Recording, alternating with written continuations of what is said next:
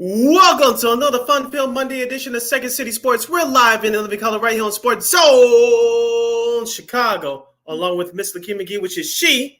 I am Cindy Brown. Hey, that's me. You can follow yours truly on the Twitter, X, and the IG at SidKid80. Once again, it's SidKid80. That's SIDKID80. That's SIDKID80. You can follow my Keenan McGee on the Twitter, X, again, IG. Make sure you download that Sports Zone Chicago app wherever you get your apps. You want to know why? Because we said so, that's why. Also, too, you can catch up on the other live shows that we have airing throughout the week. So if you happen to miss them, you can go back and watch them and listen to them all on the Sports Zone Chicago app. Cannot talk to it today, so make sure you download that Sports Zone Chicago app today. Speaking of Sports Zone Chicago, please follow them on all social media platforms on Facebook, Twitter, X, Instagram, and YouTube. Once again, please find and follow Sports Zone Chicago on all social media platforms. And if you haven't checked out our podcast yet, shame on you, but we're going to give you a chance to subscribe. We are at WAR Media Podcast, WARR Media, PODCASTS. We are on all podcast platforms, including the iHeartRadio app. And while you're at it, please give WAR Media a follow on all social media platforms at WARR Media. That's WAR Media on Facebook, Twitter, X, Instagram, and YouTube. Once again, at WARR Media. And thank you very much in advance for your support. Like, share, subscribe, and tell your friends. We are unapologetically fun, and we have very definite opinions. If you have any definite opinions during our 2-hour extravaganza we call it Sports Talk Radio Show, you can always hit us up in the comment section at Sports Zone Chicago's Facebook page or at Sports Zone Chicago on YouTube. Type in those questions or comments in the comment section. Lakina will get them up on the screen for you. But if you decide to troll and don't do something silly or stupid, I've given Lakina full power to give you fools to Bill and Beer Boot. Toodles. But before we begin, we must remind you that you also catch Sports Zone Chicago now available on Roku TV. That's right. So celebrate the squad. Give it the program.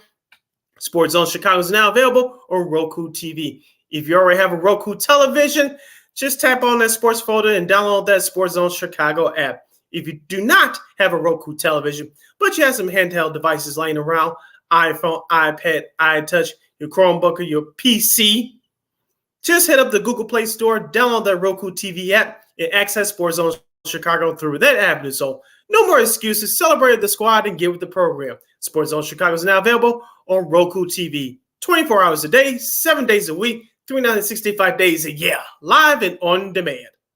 Anytime, anywhere. And you know we will provide. However a little bit off today. I'm about to say, a little off key, but that's okay. We got a lot to do here on Second City Sports on this. Well, I don't know what you want to call this holiday. So if you're watching this, if you're off today, and you're watching this for the very first time, welcome. Don't be strangers.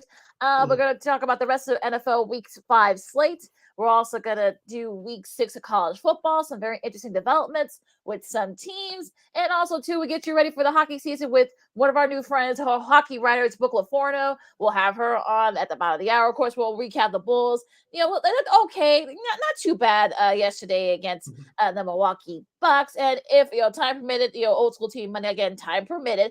But first, we're going to do with the rest of the NFL Week 5 slate. Since there was no Bears game today, thank the Lord. Depending on how you look at it, but let's go over to London over at Wembley Stadium, and some with a little bit of a mild upset. The Jaguars beat the Bills 25-20. Trevor Lawrence looked pretty good, for 315 yards and a touchdown. On the flip side for Josh Allen, threw for 359 yards, 2 TDs, but an interception. He also was a leading rusher. I know Sid hates him when that's the case.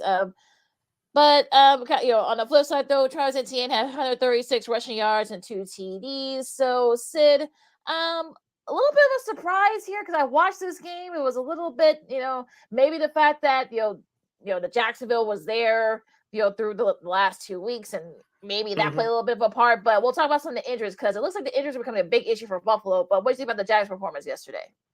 It was much better than it was last week when they barely squeaked out the win against the subpar Atlanta Falcons. We'll get on them later. But I watched this entire game, Lakina, and it was a very entertaining game to watch. As you mentioned, the Bills tried to come back, but they fell short. But it was all about the running game for the Jaguars. As I told you on Friday, they needed to do a better job. Travis Etienne, as you mentioned, 26 carries for 136 yards and 2 touchdowns. And something that Jacksonville has struggled to do all year is run the ball with some consistency. And so they did that yesterday. Don't forget Calvin Ridley, who was off a suspension from last year. He had 7 catches for 122 yards. And Trevor Lawrence did spread the ball around, which helped the Jaguars win. And let's not forget on the flip side, Lakina, that Jaguars defense was stellar, especially during the closing moments of that game. While Buffalo's defense, I know Von Miller returned, but obviously they couldn't stop the run. Yeah, and also too, they lost one of their top linebackers, Matt Milano. Looks like he's going to be gone for the season. He has a fractured leg, and also afraid to have a knee injury as well. So he's, for those of you who don't know, Matt Milano. I know that Von Miller gets a lot of the attention, and some of the other guys on that front seven. But Matt Milano is probably one of the best inside linebackers in the league that you probably have never heard. Of, or probably haven't heard the name. So having him gone for the year, that's a big blow to that defense. You saw that yesterday. Yeah, so we talked about last year, Lakina Wolves, and one of the reasons why that the Buffalo Bills were gone early in the divisional round of the playoffs last year. One, it was because of that injury to Von Miller. And number two, that defense failed to stop the run. Joe Mixon of the Bengals ran all over them in that playoff game last year. You saw what happened yesterday. Jaguars ran all over that Bills defense. And with Milano, one of their best captains and signal callers of their defense, that's really going to hurt the Bills. I think it's going to have the same effect as last year when Von Miller went down late in the season with his injury. So the Bills going to have to pick it up defensively. And offensively, they're going to have to pick it up a little bit more, too. I know Stephon Diggs had a good game yesterday. I know him and Josh Allen not beefing for now, but it's going to have to be a team effort, and more pressure is going to be more on that offense, like it or not. Yeah, that running game, they definitely got to pick it up. I'm going to take a cue from you said last year about, Josh Allen being the leading rusher on that team. Look, I don't know why that is. You do the run game too much, but I don't know. I mean, look, I don't want to say the Bills are at a crossroads, but they're gonna have to think about what moves they need to make in order to try to make it. We'll see. But yeah, they fall to 3-2, and it's gonna get a little bit interesting. So as we stay in AFC, this time we go to the AFC South. Shout out to our buddy Spiro Diaz from CBS had to call in this game yesterday. It's going to be actually pretty entertaining. The Colts edge out the Titans 23-16. And of course, Anthony Richardson, got knocked out of the game early with a shoulder injury on his throwing shoulder, his right shoulder. He's going to miss some time. He has an AC sprain. It was the Gardner Minshew show. He threw for 155 yards and no TDs, but it was Zach Moss who was a star there. 165 yards and 2 TDs. On the flip side, Ryan Tannehill threw for 264 yards and an interception that ended up being the game-winning interception from just Julian Blackmon, I should say. So, really nice performance by the Colts. They look pretty good. They're 3-2. Yeah, the Colts got it done with Gardner Minshew picking up the slack for the second time this season. Don't forget, too, Jonathan Taylor, their star running back, returned with fresh cash. So, congratulations to him on that. But on the flip side for the Titans, Lakina, I looked at the Ryan Tannehill, DeAndre Hopkins connection. It was connecting very well as the game went along. DeAndre Hopkins ended up with 140 yards of receiving off of 8 catches. But as I said it once, and I'll say again, Lakina, when you think that you could trust the Titans to get on a roll and win a few games in a row, it doesn't happen. I told you last week they were going to win against Cincinnati. They did. I didn't trust them this week to beat the Colts. You saw why yesterday. Yeah, you did. And now they're all 3 away from Tennessee. Yeah, I think we all picked the Colts. No, I think I picked the Titans. But yeah, DeAndre Hopkins, the losing ever, had 140 receiving yards, just no touchdowns.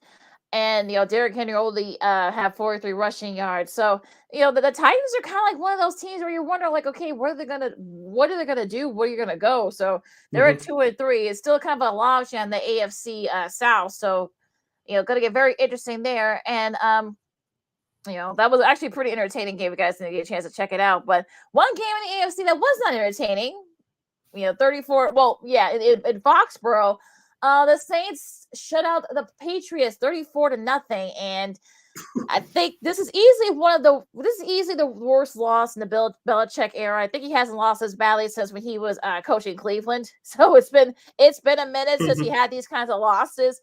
And if my computer could cooperate for a second, but great performance by the Saints. And look, Mac Jones. Tom Brady was at Game 1 of the WNBA Finals yesterday. I think we're starting to see for anybody that was wondering, okay, who had like the better edge here? Who needed who? You got Belichick or Tom Brady? Well, I think we've asked that question. Matt Jones, 110 yards and 2 interceptions. Bailey Zappi did what he could, but it was already out. Derek Carr, it looks like that shoulder is starting to feel better from him. 183 yards and 2 TDs. Alvin Kamara got his first TD back into the fold for them. So, you don't want to take this game too lightly because it's the Patriots. But the Saints actually, did what they're supposed to do.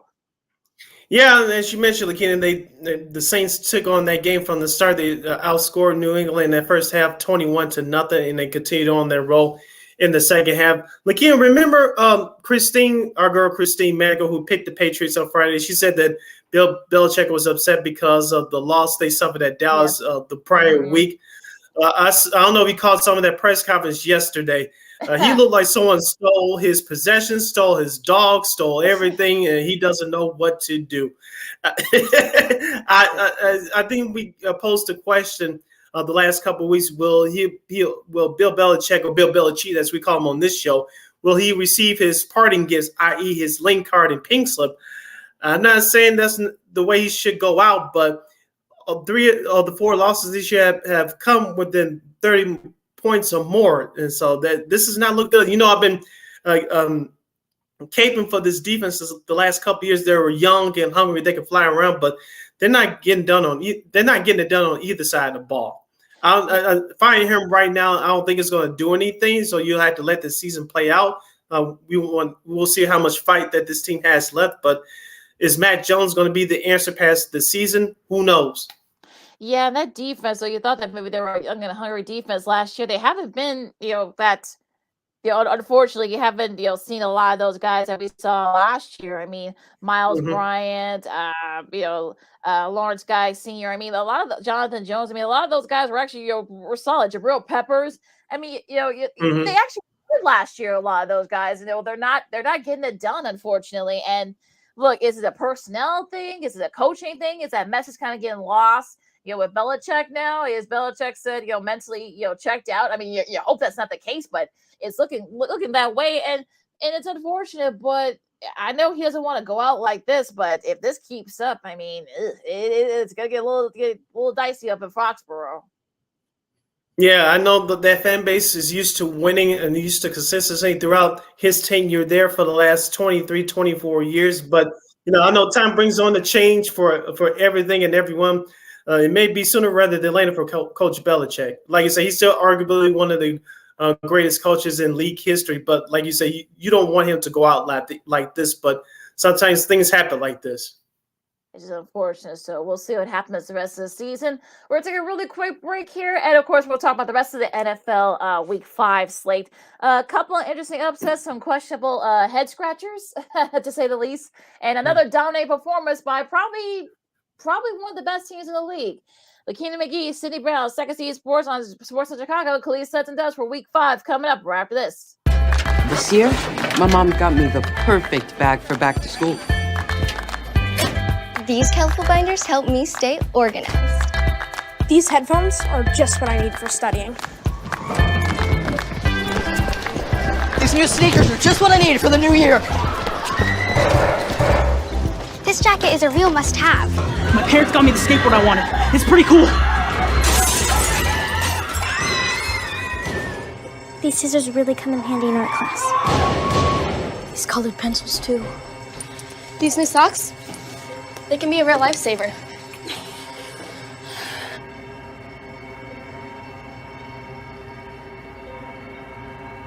I finally got my own phone to stay in touch with my mom.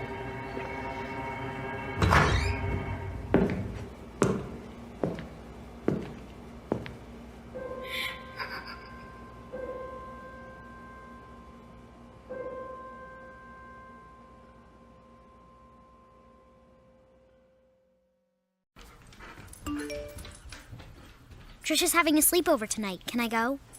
I wonder about Lucy's friends. What should I say? I know you're only 10, but one of these days a friend will offer you a drink. And alcohol at your age can lead to so many things. None of them good. So can I go to the sleepover? Lucy? I want you to promise me I something. finished my homework. Bigger promise. If there's any drinking, I want you to say, "No thanks, not my thing." Mom. I promise you. Your real friends won't care. Deal? Sure. Really? I promise, Mom. They really do hear you. Did you pack your toothbrush? For tips on how to start the talk, visit underagedrinking.samhsa.gov. A public service message from the Substance Abuse and Mental Health Services Administration.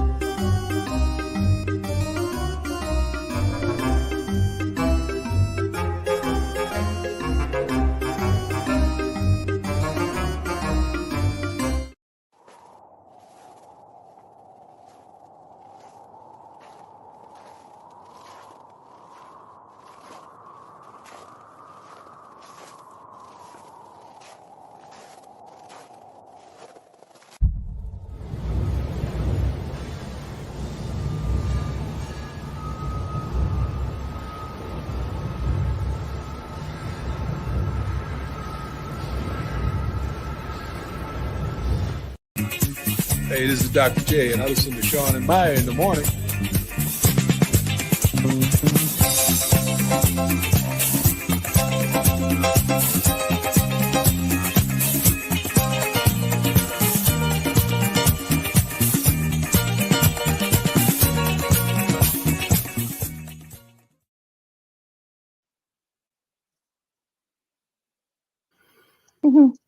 Welcome back to Second City Sports, the Monday edition. We're live in another color right here on Sports Soul Chicago. I'm Sid. That's Lakina. You can follow yours truly on the Twitter, X, and the IG at SidKid80. Once again, it's SidKid80. That's SIDKID80. SIDKID80. You find my Keenan McGee on the Twitter, X at Keenan on IG. And we have less than 85 minutes left for this extravaganza we call the Sports Talk Radio Show. You have any questions or comments for us, especially during our NFL Power Hour, you can go to Sports Zone Chicago's Facebook page or at Sports Zone Chicago on YouTube. Type in those questions or comments in the comment section. Lakina will get them up on the screen for you. Oh, okay, Sid, let's soldier on here with the rest of the Week 5 slate in NFL. In the AFC North, you got Pittsburgh beating Baltimore 17-10. You would think, okay, yeah, that's a normal score, but there was really nothing normal about the score. There were a lot of drops. There were some turnovers. There were some questionable decisions. There was a lot of weird stuff happening. Kenny Pickett threw his game-winning TD pass to George Pickens, who had 130 receiving yards. On the flip side, for Lamar Jackson, 236 yards. But interception, Gus Edwards had 46 rushing yards for them. Sid, I watched this game. Of course, there was no Bears game, so I watched this game. This aired on CBS. I'll let you go first with this one because I got some things to say about this game.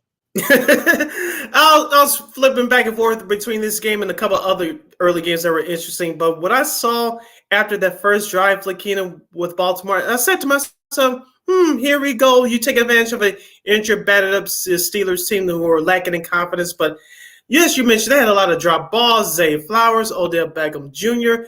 They didn't run the ball more than I thought they would. And defensively, Lakina, they just got lost, especially in that fourth quarter when the Steelers came back scoring 14 of their 17 points. So I don't know what's going on with Baltimore, but give Pittsburgh credit. They took advantage of a wounded animal. They were wounded animals themselves, but Pittsburgh took advantage of that slide door that was open to them. Thanks for the miscues of the Ravens yesterday at home. And TJ Watt, he's the best defensive player in the league right now. I know you got Aaron Donald, who's the greatest right now from the Rams, but who's the best defensive player right now? TJ Watt, he came up with a big play yesterday to end that game. Yeah, he had a couple of big sacks, and It was, definitely one of those games where it was really like literally one of the, of course, in this rivalry, it will always be something weird that happens. Of course, like you said, there was a lot of drop balls. I mean, there were some turnovers on Lamar's end, and a lot of it's just a bad game all around for Baltimore. They're 3-2, but yet Pittsburgh's got the tiebreaker right now because they're 1-0 in the division. So this is definitely going to get very interesting in the AFC North because I'm not giving up on Baltimore just yet, but that turnover thing and all the question was we'll get to it in studs and duds, but just a couple of bad turnovers. He had two.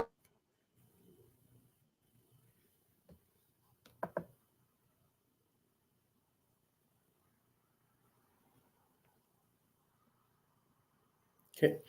Yeah, so Lakina's point was trying to point out you had a lot of miscues from the Baltimore Ravens yesterday. You had a lot of drop passes and it was a couple of questionable decision making techniques by Baltimore Ravens head coach John Harbaugh, and so that's one of the reasons why the Baltimore Ravens lost yesterday. On the flip side of Pittsburgh, many people thought that Mitchell Trubisky was going to get the start, but Kenny Pickett's knee was okay. Of course, he injured it last weekend at a loss at Houston, but he did pretty well pass for that game with a touchdown to George Pickens, which picked up the win for the Pittsburgh Steelers as they beat the Baltimore Ravens 17-10. Oh, all right, Lakina, you're back. Yeah, so the Wi-Fi buzzed for a second, but I think because it's so cold here. But I'm back. But little ice. But an interesting game in Atlanta.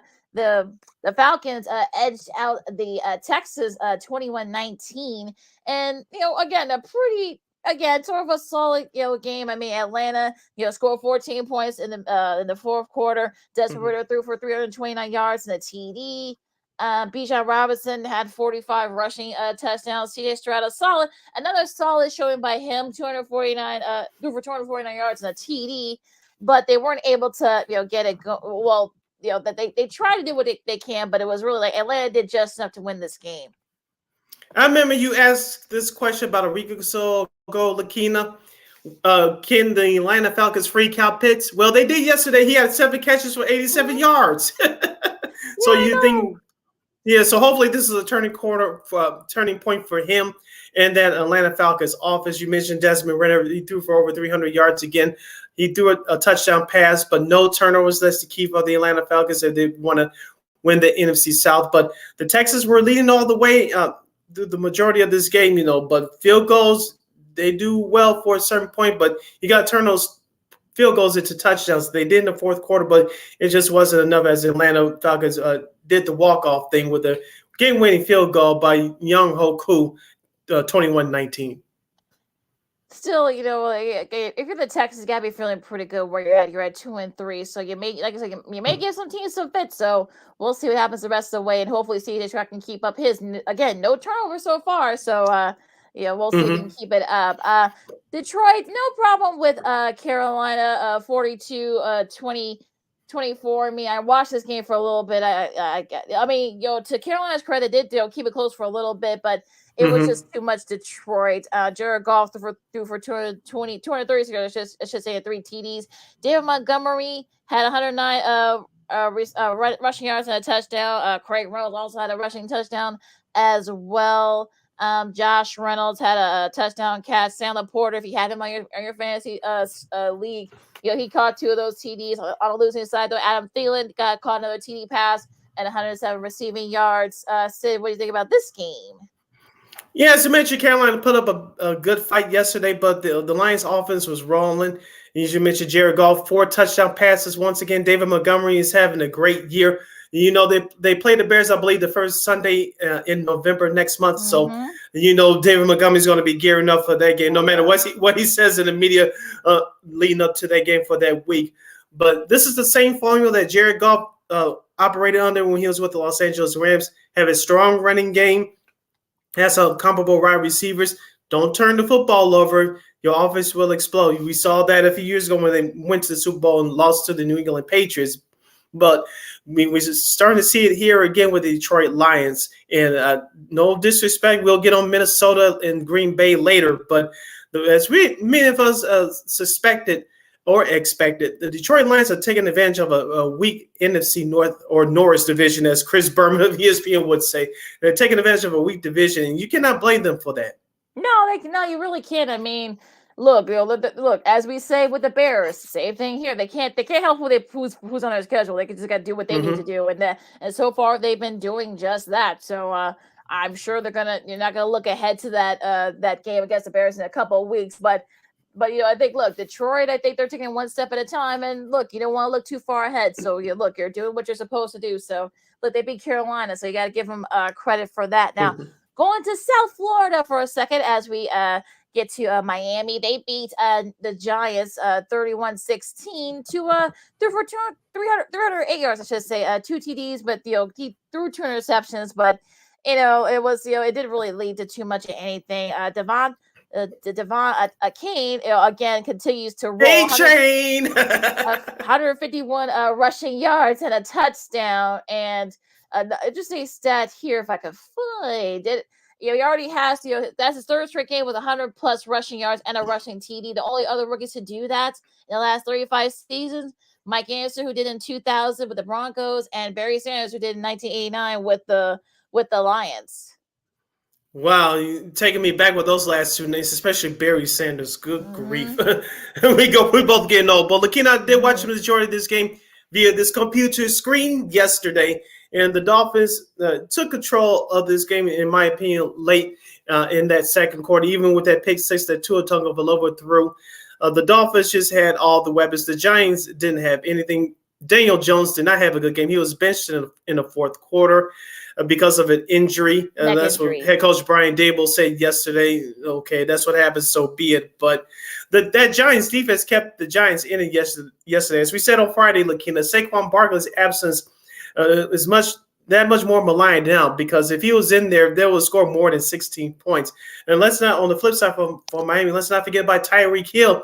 He did it again yesterday, close to 200 receiving yards. He had 181 to be exact off of 8 catches, and did score an early touchdown. So the Miami offense is on almost an historic pace. I'm not saying they're the early 1990s Buffalo Bills or the 98 Vikings or the 1999 Rams or the 03-04 Indianapolis Colts, but they're putting up some close to historic numbers right now. Absolutely. They look really good so far. Now that Jason Pennick INT for 102 yards, that kind of kept the Giants in it for a little bit, but they really just couldn't get it together on the offensive side. So you just imagine if Barkley was there, but I mean, look, the Giants, it's just. They're 1-4, so yeah, that's pretty much. I pretty much covered it with my little thing there. The last game of that noon slate. So let's go to 3:00 games for the Second City Sports. Sports on Chicago, Lakina McGee, Sydney Brown with you. Since he got his second win of the season, finally they beat Arizona 34-20. I mean, look, we know that Arizona's tanking, but they actually kept it close for a little bit. But Cincy kind of kicked it into gear late. Gerald Burrow threw for 317 yards and 3 TDs and interception. Josh Dobbs on the flip side had 2 TDs, 2 TD passes, and 2 interceptions. So it was really sort of the defense that kind of had a lot to say in this game. And look, Joe Mixon, you said yourself, said they wish they would. Use him a little bit more. They did 81 yards on 25 carries. Yeah, as I said on Friday, that's what the formula for the Cincinnati Bengals have been the last couple of years as they made deep playoff runs. And they got back to that winning formula yesterday. I know I picked Arizona on Friday, looking because I didn't know how much Joe Burrow had dealing with that calf injury, but he showed a lot of people that he still has a lot left in that tank. And don't forget about Jamar Chase. He had 15 catches, over 192 yards, and 3 big touchdowns. He sets the Cincinnati Bengals all-time franchise record for most catches in one game. So the Bengals deserved it yesterday. They put the pedal to the metal. On the flip side for the Cardinals, Lakina, they had their chances, but like all young teams, you have to go through growing pains to learn how to execute down the stretch, and that's exactly what happened yesterday. Yeah, Chase, that's his second career game with at least 10 receptions, 150 receiving yards, and 2 receiving touchdowns. He's only the 3rd player in NFL history to have multiple games of such. Before 2025, he joins Amari Cooper and Isaac Bruce. So pretty interesting list that he joins there. So yeah, look, we'll see if this starts a little bit of a trend for Cincy. Again, it's Arizona, so it's going to be hard to kind of fathom, is this going to be a start or something? But we'll see. But it'll be interesting. Going to Los Angeles for a second over at SoFi. The Eagles, it was a little bit close for a little bit. It was actually ended up being I actually had this game on, I watched on the computer. 23-14 over the Rams. Jalen Hurts threw for 303 yards and a TD. Matt Stafford on the flip side had 222 yards and 2 TDs. Hurts was also the leading rusher on that. On there, AJ Brown 127 receiving yards. Dallas Goddard 117 receiving yards and a TD. Cooper Kupp in his first game back, 8 receptions, 118 yards. So not looking too bad for someone who hasn't played in over almost a year. But it was actually the defense for the Eagles. They sacked Stafford 4 times. Yeah, the Philadelphia defense has actually been the consistent part of this team all year long, even though they're 5-0 right now. I don't know about you, Lakina, but watching some of that game yesterday, maybe it's just me. I kind of got that feeling that Philadelphia is playing down to that competition. I know the Rams, not the same Rams that won the Super Bowl a couple of years ago, but I got that feeling that, and it's been a problem with Philadelphia off and on so far through the earlier part of the season. Are they playing down to their competition? They do make the plays when they have to, when the chips are on the line. But I just didn't get the feeling that they were supposed to dominate the Rams, but I didn't get that feeling yesterday. Now on the flip side for the Rams, Matthew Stafford, you mentioned Cooper Kupp was back. He did help them, but Matthew Stafford missed a Cooper Kupp a couple of times, especially late in the game there. And Pua Nakua, yes, glad I said his name right. Yeah. Stafford missed him deep down down on the sideline early in the game as well. So Stafford is going to have to get his timing right with Cooper Kupp, which is understandable. But the Rams had their chances, but Philadelphia came up big when they had to, especially on the defensive end. Yeah, Hassan Reddick and Jalen Carr also, they had two each of those 4 sacks. So that Hassan Reddick sack yesterday, which basically sealed the deal for Philadelphia. I don't know if you saw Matthew Stafford after that sack. He took a big shot. Yeah, he did. He did not look good afterwards. So definitely something to look out there. And look, the Eagles, they did what you're supposed to do when you're the defending NFC champs. It's not pretty, but look, they'll grind it out, and look, they won the game. So that's really all that matters. It's not about style points, I guess. Now, unfortunately, this next game isn't about style points, as Andrew Catalan said in the broadcast for CBS. This game will be in the Hall of Fame. 31-21, the Jets over Denver. Both Zach Wilson and Russell Wilson, no relation, were sacked 4 times each. And oh goodness, hold on, I got it written down here. Our buddy Eric at home, who does stuff for at NFL.com, we got to get him back on. Friend of the show. Yes, got to get him back on. Shoot, but it just it wasn't the pretty. There were 8 fumbles between them. Only 7 third down conversions, 6 field goals at 30 yards or fewer. So that was that pretty much sums up this game in a nutshell. The Jets end up actually getting the last laugh, if you want to call it that. Yeah, Nathaniel Hackett does get the last laugh. Remember the trash talking that Sean Payton was throwing at the shade that Sean Payton was throwing his way during the offseason. But you mentioned Zach Wilson, 199 yards, even though he threw a pick. He actually didn't play that bad. It was Breece Hall, who, remember, he injured his ACL last year when the Jets went out there to Denver. This was a redemption performance for him. He had 22 carries for 177 yards and a touchdown. Sammy Pirine led Denver with 73 yards of receiving from the running back position with 4 catches. Lakina, Denver's defense it was terrible, but it was more of that offense yesterday, which was the worst, in my opinion. Yeah, it was pretty bad. And look, you wonder how the heck did the Bears end up losing to Denver, but go figure that one. But real quick, Lakina, do you like Denver's color rush uniforms? I kind of do. I like it. I always like the old orange from the way back in the day during the John Elway, Steve Allen days. So I remember those uniforms. But these are actually pretty cool. But they didn't play very well in them. So you may want to burn them. But look, they ended up getting the last laugh for the Jets. So again, not the prettiest game, but again, look, the Jets. I mean, we'll see if they can put a run together. It's going to be gonna be a lot. So we'll see what happens. The last game, what was actually one of the Sunday games of the week? You got the Chiefs beating the Vikings 27-20, and Patrick Mahomes threw for 281 yards and 2 TDs. Kirk Cousins threw for 284 and 2 TDs. So they were pretty even there. Isaiah Pacheco had 55 rushing yards and a TD. They didn't use a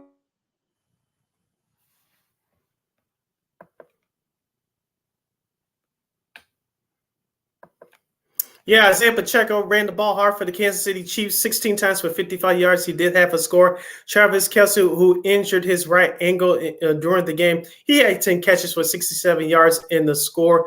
I don't think Taylor Swift was there yesterday, so thank goodness we didn't have to see none of that foolishness. But as we expected, Lakina, as she now rejoins us, the Kansas City Chiefs did what they had to do yesterday. Minnesota had their chances. But they were shut down in the second half, just scoring that one fourth quarter touchdown. I know there was some controversy later on in that game, but Minnesota could overcome it. Kansas City was just flat out the better team yesterday. Yeah, I think there was a pass interference, that they thought was pass interference that should have been. But I think, look, you still have about a little over 4 minutes left. I would say take the points and try to see if your defense could stop Mahomes. I know they've actually did pretty well at it for the rest of for most of that second half. So I would say just take the points. But again, that's just me. But look, the Minnesota had their chances. They didn't use the run game as much as they should have, and they're 1-4. They face the Bears at 1-4. That's gonna be a doozy of a game on Sunday. But if you're a fantasy football owner, if you have players for both those teams, you should start them. I'm just saying. Yeah, it could be a high scoring game there. But yeah, look, Kansas City again, not the prettiest game, but look, you win it, you take it as a win, and look, you're 4-1, you leave Minnesota, and actually now Pat Mahomes is actually now beating all the teams in the NFL. Remember, they don't play Minnesota that often, so that's why some people are saying, wait a minute, this is the first time Pat Mahomes has played Minnesota. Yep, because the weird how this getting worse. So now he has to beat every team in the NFL, of course, except the Chiefs. Yeah, so congratulations to Pat Mahomes for accomplishing that feat. Sunday Night Football, Lakina. I was actually ready and signed up to watch this contest. It turned out to be a dud. The 49ers get it done by defeating the Dallas Cowboys 42-10. The 49ers now 5-0 on the year. The Dallas Cowboys dropped their record to 3-2. Brock Purdy, 252 yards and 4 touchdown passes.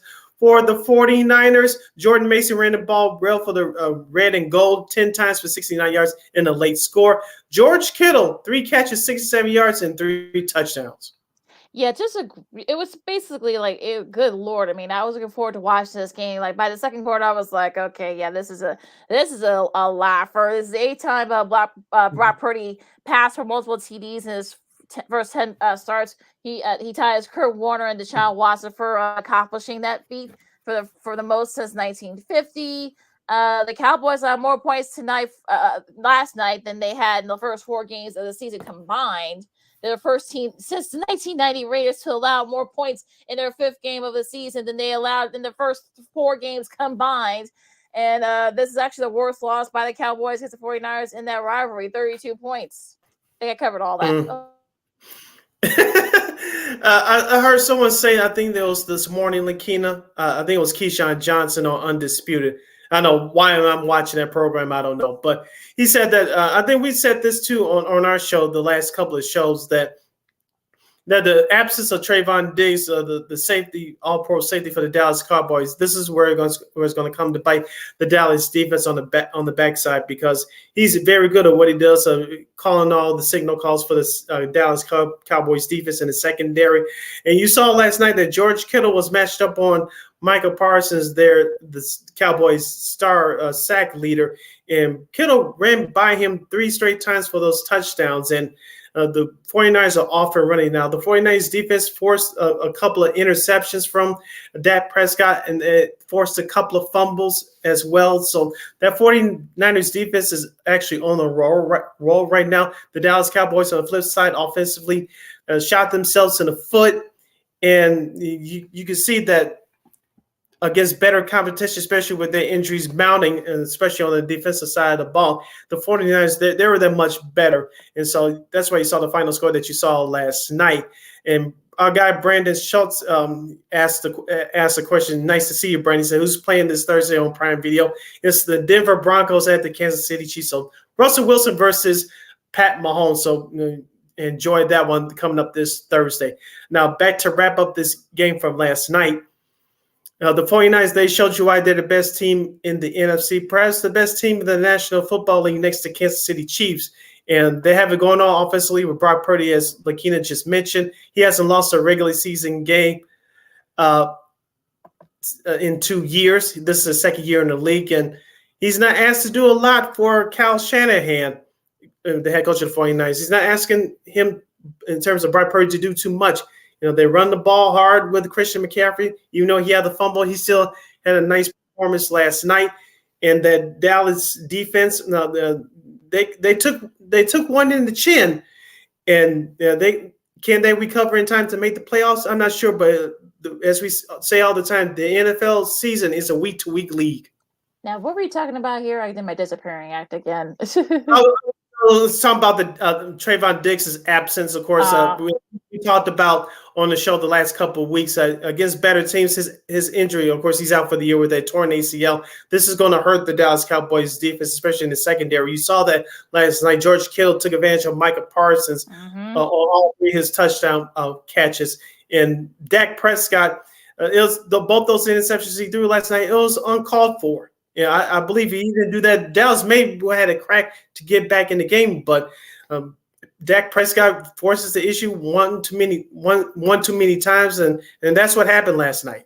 Yeah, just a very awful performance during that whole thing. And like you said, Fred Warner was a beast. He was all over the place. He had he had 2 sacks, 2 of those sacks that from Dak, and he also had interception as well. So he was definitely one of the players of the game. And look, the 49ers so far, look, I'm not saying they're going to end up going all the way to the Super Bowl, but at least so far they're looking really good. I mean, we're getting contributions from all over the place. Purdy still looks good. That rushing, still looks great. And look, I think that this could be a team to look. It gets a little bit tougher though, because they still got to play guys in the NFC West. But at least so far, looking like one of the best teams in the league, if not just in the division, but in the league. Yeah, I believe it's 49ers first, Kansas City second, Philadelphia third. Those are my top 3 teams in the National Football League right now. Yeah, I agree. Real quick, your studs and duds. All right, going back to Thursday, my first stud is DJ Moore, 8 catches, 230 yards, and 3 touchdowns as the Bears beat the Washington Commanders last Thursday, 40-20. Of course, George Kittle of San Francisco, 42-10 over the Dallas Cowboys as he caught 3 touchdowns. And my guy on my fantasy team, Travis Etienne, the running back from Jacksonville, 26 carries, 136 yards of rushing and 2 touchdowns as the Jaguars hauled off the Bills 25-20 in London. Yeah, I'm gonna piggyback off that for my first stud. And I'm gonna say Trevor Lawrence. He's looked really good so far these last couple of games in London. And again, maybe they should play most of their games in London the rest of the season. So they've actually looked pretty good. So we'll see. I'm gonna say San Francisco for the reason I mentioned a couple minutes ago. And my last. Okay, I'll say that the Pittsburgh Steelers. I mean, look, they've looked really good. Again, was the prettiest the way they did it? Was it conventional? No. Yeah. But look, they were able to give Mike Tomlin credit. They were able to pull it out, and now they're leading the AFC North right now. All right, my 3 duds are as follows: the Baltimore Ravens offense, that whole Dallas Cowboys team, and of course the New York Football Giants. They stunk it up. You stole a couple of my duds. Go right ahead. I don't care. Well, okay. Well, you know what? I'll just use one. Well, yeah. I think there's really no other duds. I mean, you can't really say Houston's a dud because they've actually been playing pretty well. I'll say Tennessee as one of my duds because I don't know what's going on. I don't know if it's Tannehill. I don't know if it's Derrick Henry. I mean, that defense. You thought that maybe they're actually a good defense for guys for having no names, but I don't know. I don't know what's going on there. And the Patriots, the Patriots are just, I don't know if it's a personnel thing. I don't know if it's, like I said, I don't know if it's a coaching thing, but yeah, it's a little bit of SOS in Foxborough. And like I said, Tom Brady's chilling, watching, his Las Vegas A's. We'll get to them in a second. But yeah, not looking good for them. And like I said, I'll say Baltimore. I'll save myself my breath for the reasons that you just covered. All right. And tonight, the last game on the schedule will be Monday Night Football. We'll feature the Las Vegas Raiders at 1-3. The site of this year's Super Bowl at Allegiant Stadium, downtown Las Vegas, Nevada. The Las Vegas Raiders will host the 2-2 Green Bay Packers. That's at 7:15 Central Standard Time tonight on ESPN, ABC, and ESPN2 will bring the Manning cast. Woo-hoo. So check that out tonight. Should be very interesting. Nonetheless. Packers and Raiders. Hour number 1 in the books. Hour number 2 straight ahead. As you listen to Second City Sports on Chicago, we're gonna do some MLB playoffs, including some interesting potential upsets. Also some very interesting and standout performances and some statement games in week 6 of college football. And Brooke LoForno from the Hockey Writers will be joining us to preview the Blackhawks and the rest of the NHL season. A lot to do still. Coming up next, Lakina McGee, Cindy Brown, Second City Sports on Chicago. Diamond Talk coming up right after this. No, I don't know though. I'm scared. I mean, you're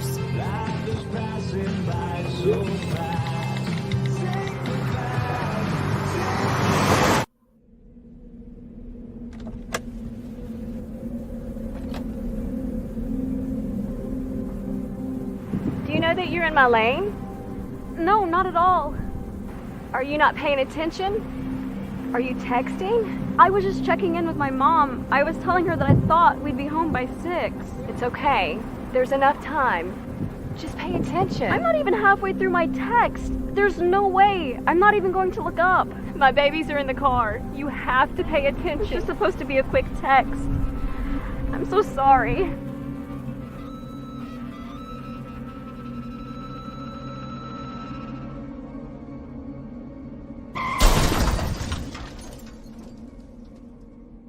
Hi, I'm Tom Brady, the director of DODEA. September is National Suicide Prevention and Awareness Month.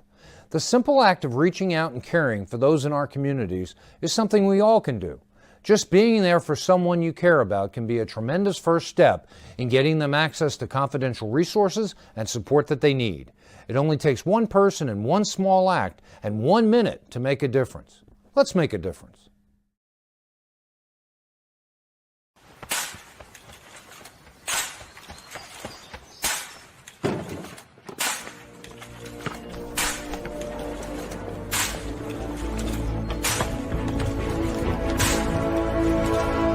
Move it!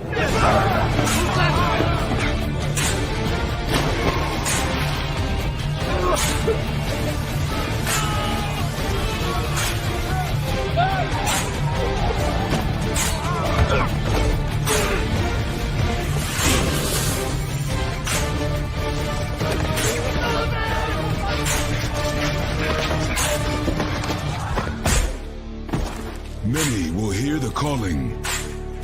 Few will earn the title. United States Marine.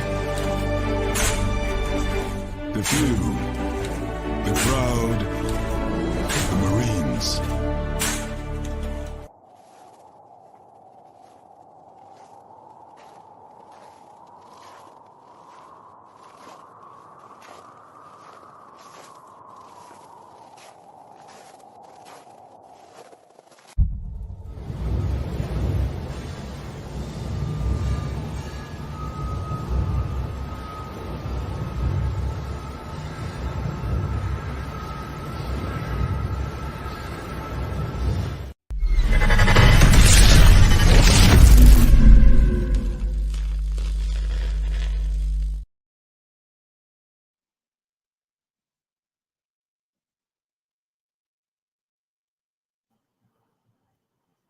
Welcome back to hour number 2 of Second City Sports, the Monday edition. We're live in living color right here on Sports Zone Chicago. Along with Miss Lakina McGee, which is she, I am Cindy Brown. Hey, that's me. You can follow yours truly on the Twitter, X, and the IG at CK80. Once again, it's CK80. That's SIDKID80. That's SIDKID80. You can find my Keenan McGee on the Twitter, X, and Keenan McGee on the IG. We have less than 55 minutes left for this extravaganza we call a Sports Talk Radio Show. You have any questions or comments for us, you can always go to Sports Zone Chicago's Facebook page, or at Sports Zone Chicago on YouTube. Type in those questions and comments in the comments section. Lagino will get them up on the screen for you. And just a daily reminder, you can also catch Sports Zone Chicago now available on Roku TV. And if you're listening to us and watch us for the very first time, you're off today. You're welcome. Join us. Make sure you subscribe. Tell your friends. We're gonna have to do this rapid fire, Sid. So let's go to the MLB playoffs first. The NLD, let's do ALDS since they're ahead in that department. They already played their second games, and look, if we could, depending on how you look at it, yesterday, the Rangers, bring out the Rangers. They beat the Orioles 11-8, and now they're leading the best of 5 series, 2-0. And look, give credit to that offense. I mean, they've been, Corey Seager, I think that he looked really good. I mean, he had he drew a walk the first time that first player in MLB history to walk 5 times, that game yesterday. And look, that offense for the Rangers, they're getting hot at the right time. Remember they came in and look, they did their thing, and look, I think having experience, I think that definitely has helped. Yeah, so don't forget about Jordis Garcia and also too Marcus Semien and Corey Seager as well. So they have some big bats in the lineup. Don't forget about Nathaniel Lowe as well. But I want to go to the flip side with the Baltimore Orioles. Kyle Bradish actually did a great job as the starter in Game 1 on Saturday. He kept the Baltimore Orioles in the game, but Baltimore just couldn't get their tying run across when it counted. Of course, yesterday they're starting pitching. They're pitching all around, starting with their starter. It imploded on them. As you mentioned, the Rangers jumped down on them early and never looked back. I'm not going to sit here and say that this series is over, but Baltimore, they need to take a page out of the Texas book from yesterday, be more the aggressive team offensively. Cedric Bones leads the top of their lineup. Of course, Adley Rutschman had his first, career home run over the weekend. So Anthony Santander had a home run yesterday. So Baltimore needs to take a page out of the Rangers' book and be more aggressive offensively, because talking about Baltimore, have never led in this series so far. It's been the Rangers through the first 2 games of this series. Maybe they need to copy off what they've been doing here, and hopefully they can do it down there in Arlington. They can kind of jump ahead early and see if you can kind of get some momentum and try to win these next 2 games. The first Game 5 back at Camden Yards. So should be interesting to see what happens. But Texas has been looking really good. Now on the flip side, though, Minnesota, I don't think anybody saw this coming, but they were able to come back and they beat the Astros 6-2. And look, it was definitely another one of those instances where, and I guess Carlos Correa got a little bit of revenge on his former team. He had 3 RBIs in that game last night, and he's the main reason why this series go back to the Twin Cities, tied at 1.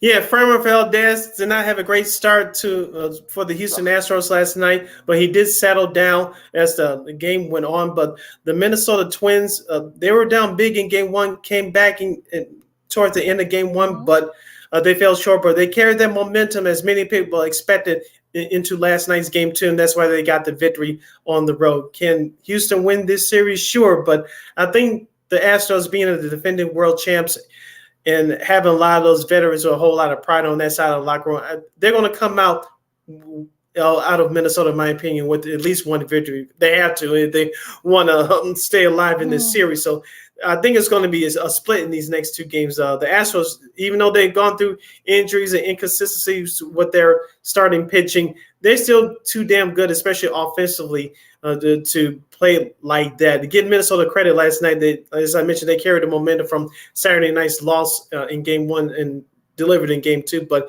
the Houston Astros are too talented to go out like this. I know Yordan Alvarez had a home run over the weekend, but the Astros just got to buckle down. It really starts with their starting pitching. I think the offense is still going to be there, but it really starts with their starting pitching. Yeah, it'll be interesting to see. Look, Justin Verlander had a great start in that Game 1. That was one of the reasons why, it was actually after he left, Minnesota, made the run of it. So, you can say Minnesota could probably easily be up 2-0 right now as we speak, but it is interesting. Going to be interesting to see, especially a pivotal Game 3 coming up. We'll talk more about that in a second. Now, the NL Game 2s, they start tonight. Come back tonight. Philadelphia and Atlanta, I should say. And Atlanta, I mean, look, I'll be honest, I wasn't surprised that Philly was able to pull it out. I mean, that first game. Look, these two teams know each other very well. They're both division rivals, so this is definitely one of those things where, look, Philadelphia, to their credit, I mean they've been they knew what to do and they knew where to go, and it'll be interesting to see. Zach Wheeler against Max Fried for Atlanta. This could, I'm not gonna say that if Philly wins, this is gonna be like one of those things where, but at least so far, this could go the distance. Yeah, this is a definitely must win for Atlanta tonight, as you mentioned. That they did not score now one run on Saturday night. I did watch some of this game live. But as I told you, Lakina, the Atlanta Braves, you cannot be in danger of turning it on and turning it off come playoff time, because I know they're one of the first teams to clinch their division. But they couldn't take advantage of runners in scoring position, especially in that fifth inning when you thought they had a chance to get back into it. Austin Riley strikes out with 2 men on base. Spencer Strider actually didn't pitch that bad for Atlanta, but it was the lack of offense that hurt the Braves at the end of the day. Just like I said about Baltimore a few minutes ago, Atlanta needs to be more aggressive tonight and get to Zach Wheeler early. And Max Fried, I think he's going to be fine as the Atlanta Braves starter. I think he's going to keep the Braves in the ballgame, but it starts up being aggressive, especially on the base pass tonight for the Atlanta Braves. Not just Ronald Acuna Jr., but Ozzie Albies and Austin Riley stop swinging and missing with men on base, put the bat on the ball. If the Braves can do that tonight, I think they'll be okay. And this series will be tied up at 1. Yeah, it should be very interesting to see what happens with that, because I really think, like I said, this could go to distance because these two teams know each other so well. Now, in the other NLDS series, Arizona, we'll see if they can continue rolling. They just hammered Clayton Kershaw 6-6. He's out with 5 hits and 5 runs before you even record an outing. Overall, he ended up being pulled by the end of that first inning. And look, I don't know if they can keep it up, but if you're the Dodgers, I mean, look, you got Bobby Miller, who's been up. You got Zach Gallen for Arizona. If you're the Dodgers, you want to try and use some of the experience that you guys have. Guys like Mookie Betts and Freddie Freeman. You want to try to jump on Gallen early and give Miller some wiggle room. That way, he wants to be the pressure won't be on him to try to kind of get it going as the bullpen. Luckily, they had a few days off to kind of get things kind of like shape up again. But if you're the Dodgers, you better wake up, because Arizona, they're not going away anytime soon. So far, the Arizona Diamondbacks, as we talked about on Friday, Lakina, they're playing with house money. Of course, they swept the Brewers 2-0 in that wild card series on the road. Of course, they start this series once again on the road in Los Angeles, and they put up a 9 spot, as you mentioned, in that first inning. And didn't we say on Friday, Lakina, it depends on how this series goes, it could be Clayton Kershaw's last start in the Dodgers uniform. I'm still not ready to say that yet, but it kind of feels that way if Arizona still continues to play like this. But the Diamondbacks, as you mentioned, jumped down on him early. They were aggressive. They took advantage of a couple of miscues, especially with rookie James Allen, the rookie outfielder in center field. He bobbled the ball early, which he should have caught, and Arizona put up a couple of runs after that on the board. And, of course, the snowball came from there. But as you mentioned for tonight, this is rookie pitcher Bobby Miller's best chance to this is his first playoff start, and the Dodgers need to feed off of him, help him out offensively, like you said. But Bobby Miller needs to pitch almost perfect zeros with the innings he's potentially going to pitch tonight. He's got to put up zeros on the board. And like you mentioned, Zach Gallen on the flip side, he's one of the best pitchers in the National League that people are not talking about because it's Arizona. They're not a flashy team. But I kind of like this matchup of Arizona, Lakina, but if the Dodgers, and let me say this right now, if the Dodgers do not score at least 2 runs through the first 3 innings, I think Arizona's going to win this ball game, because as we said on Friday, Arizona's playing with house money. No one has expected them to do what they did on Saturday. No one expected them to make it to the playoffs. No one expected them to beat Milwaukee, but they're playing with confidence. They're playing with house money. No one is picking them to do anything, and maybe that's a good thing for this young squad, because they don't know any better, and they're just worried about each other in that locker room. And I think that's a good thing. Be interesting to see if you're the Dodgers, try to get a quick start, so that way you can kind of sort of get a chokehold and maybe control this series. So it'll be interesting to see if those guys step up. Now going to the schedule for what was that? Going to the schedule for this week, of course, Phillies and Braves and Arizona and the Dodgers. Both these games are going to be on TBS, 5:07 and 8:07 respectively, Chicago time. Tomorrow, these games will be on Fox, part of their doubleheader. You got Houston and Minnesota, a pivotal game 3 there at Target Field. Then you got Baltimore and Texas, Christian Javier and Sonny Gray for Houston and Minnesota. Now, Baltimore has not said who they're going to pitch yet, but they will be facing Nathan Eovaldi, so that's going to be a very tough out for them. We'll see if Texas can close the series out. On Wednesday, you got Houston, Minnesota, game 3 of that series on FS1. Game 4. Yeah, game 4. Oh, game 4. What's that? Game 4. This is who necessary because they're both tied at 2 at 107 on Wednesday. You got Atlanta and Philadelphia. We'll see how that series is. Well, could this be for game, Phillies, try to clinch it, or maybe it'll be a pivotal game 3. We'll see. That'll be on TBS. If necessary, assuming Baltimore and Texas, we'll see how that series is. And again, assuming if necessary, game 3, we'll see if this will be a pivotal game. A pivotal one, with the series tied at 2, or could Arizona be clinching it? We'll see. That will be on TBS at 8:07 as they're scheduled for this week in MLB. All right, you're listening to Second City Sports on Chicago City. Lakina hanging out here with you. Coming up at the bottom of the hour, we'll preview the 2023-2024 Blackhawks with our new friend from the HockeyWriters.com, Miss Brooke LoForno. She's going to hop on with us to see if she feels the kind of Bedard vibes like we do, and ask her what does she expect out of this young Blackhawks team this season, and perhaps ask her some other things that she expects to see throughout this as the NHL season starts tomorrow. So, Lakina, before we get to that, let's talk some college football. We'll start out with the Red Rivalry game, Lakina. I think you talked about this on Friday, that both these teams, Oklahoma and Texas, will be moving to the SEC next season.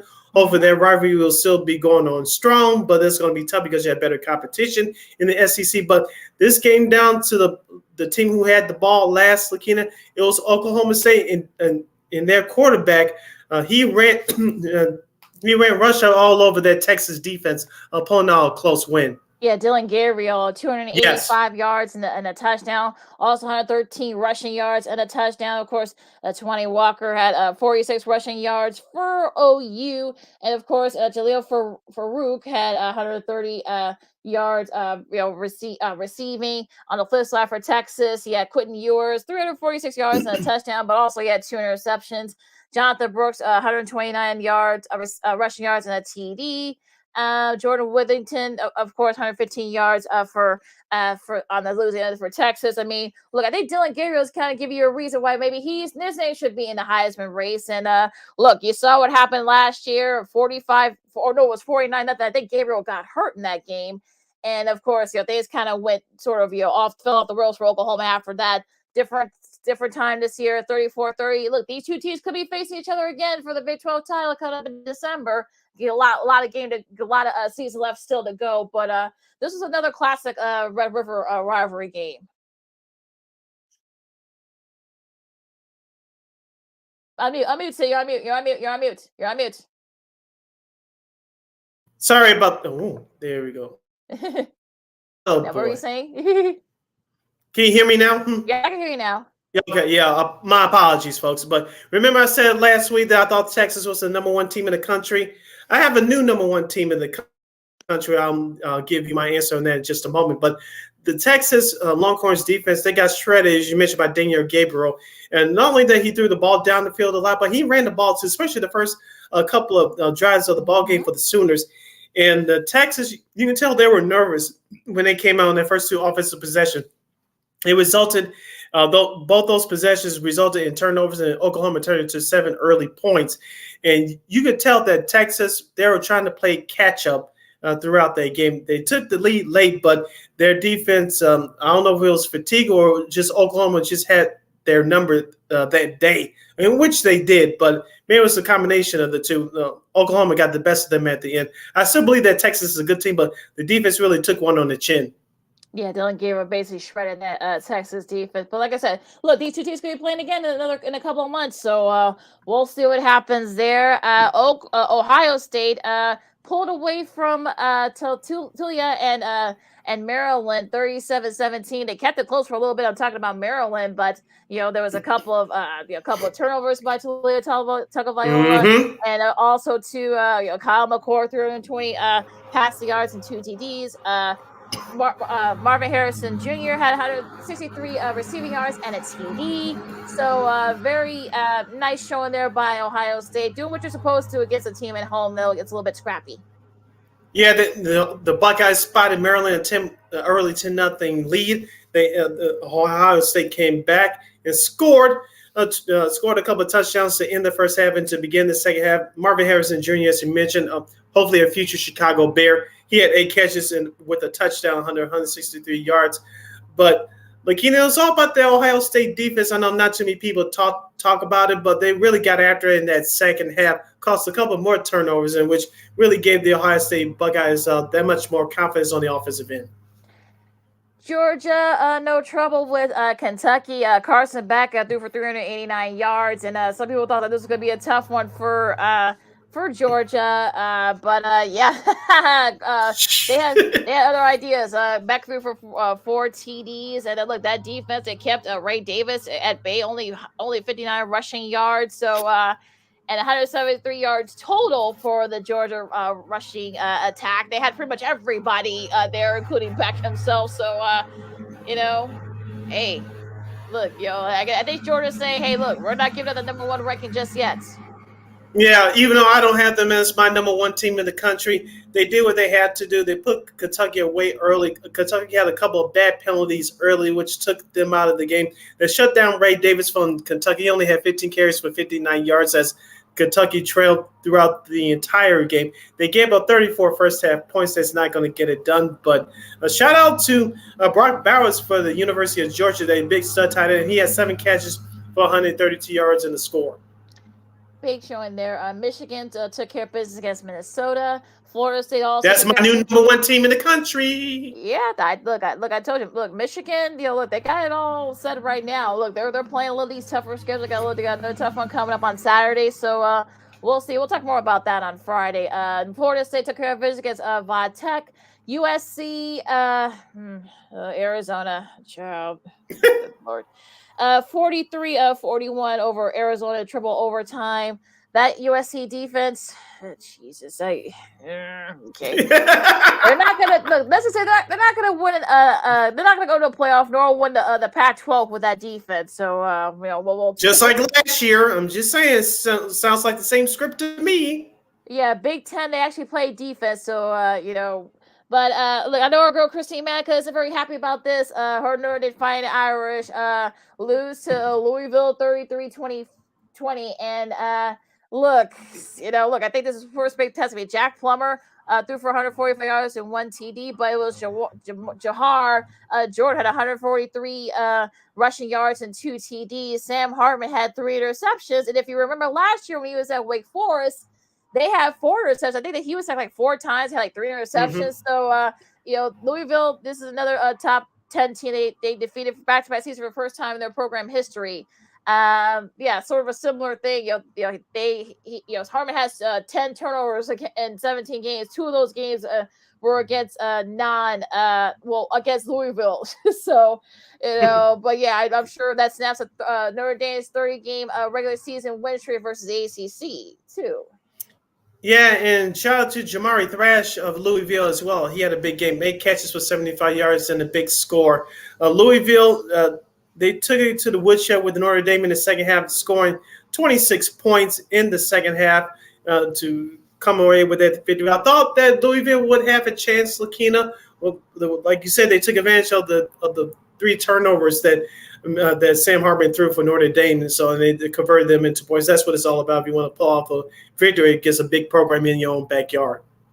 Absolutely doing what you're supposed to. And look, Jeff Rom's doing a great job back there. His own alma mater. So this is a brand new team. So congrats to one of their biggest wins of the season so far. Alabama and Texas A&M, they held them off 26-20.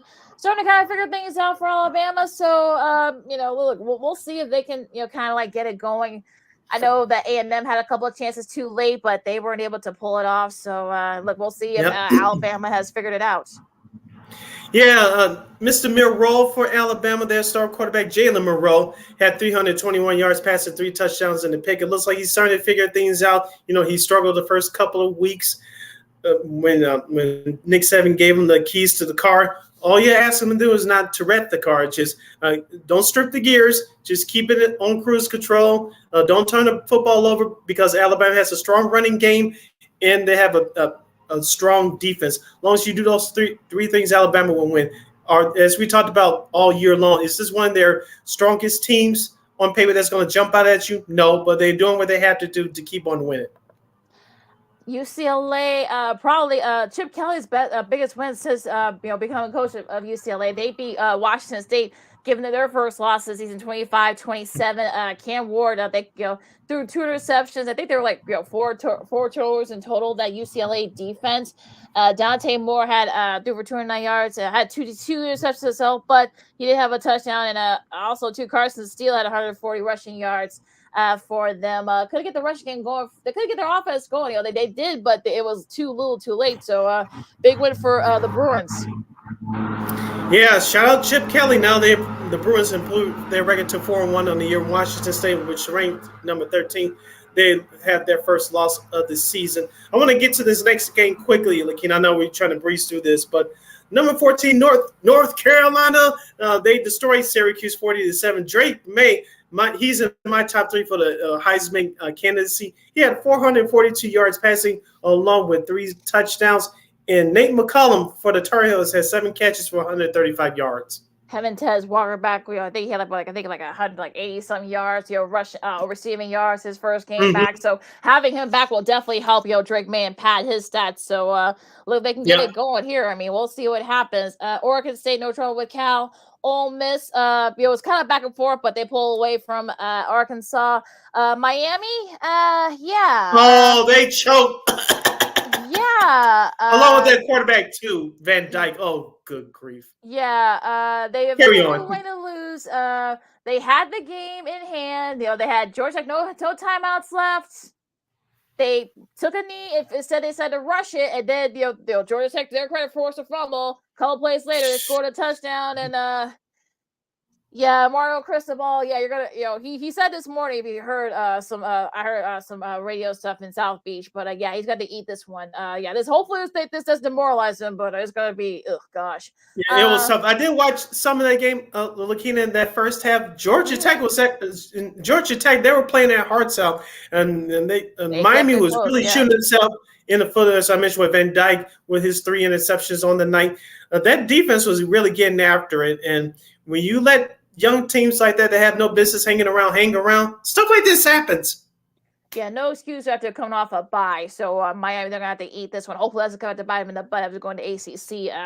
Close to the championship. LSU beats the Fighting Mike Burns. I actually did a check in with our buddy. But look, Jay Daniels, to his credit, I mean, he was banged up a little bit. Came back, and I don't know if he took some secret stuff. When he came back, but look, receiving 30 yards and 3 TDs. He also had a rushing. You also rushed for 130 yards and a touchdown. So basically, the team on his back, and they were able to get the best of Mizzou. Yeah, Mizzou did play well, but it was the 2 interceptions that Brady Cook threw toward the end of that game, which gave breathing room to LSU to go ahead and take that game by 10 points on the road. But for the Tigers, it was all about their running game. And Logan Dix, he had 24 carries for 134 yards in the score. And you talk about their quarterback, LaKeenan, but it's their running game is going to get that offense going for the LSU Tigers. Definitely going to be very interesting to see if that could definitely be a little bump that that Brian Kelly needed for that squad. So we'll see what happens with that. Northern Illinois beat Akron, and also 2 Northwestern held off Howard. I was cheering hard for the Bison. That's all I'm going to say. I know. Wisconsin beat Rutgers, and that's it. Oh, and Fresno State lost to Wyoming. Wyoming, they gave them their first loss of the season. Fresno State. In the Colorado Buffaloes, Deion Sanders head coach, prime time. They get their 4th win of the season, snapping a 2-game losing streak, beating Arizona State in the last-second field goal, 27-24. I do agree with Deion Sanders, what he said after the game.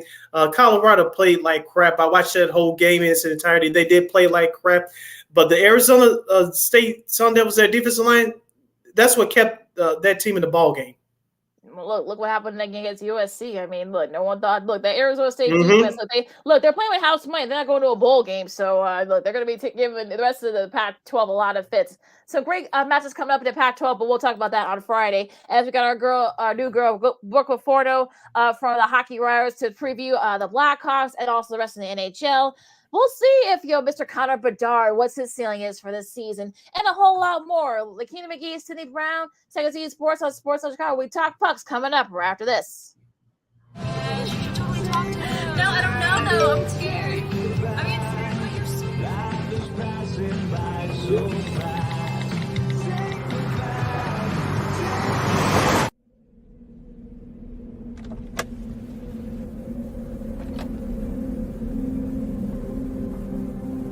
Do you know that you're in my lane?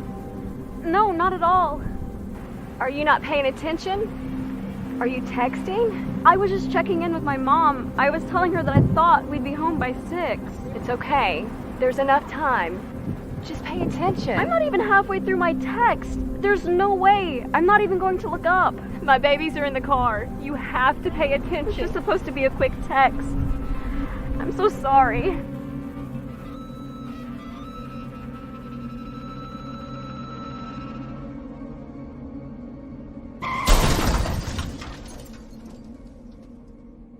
Hi, I'm Tom Brady, the director of DODEA. September is National Suicide Prevention and Awareness Month. The simple act of reaching out and caring for those in our communities is something we all can do. Just being there for someone you care about can be a tremendous first step in getting them access to confidential resources and support that they need. It only takes one person and one small act and 1 minute to make a difference. Let's make a difference.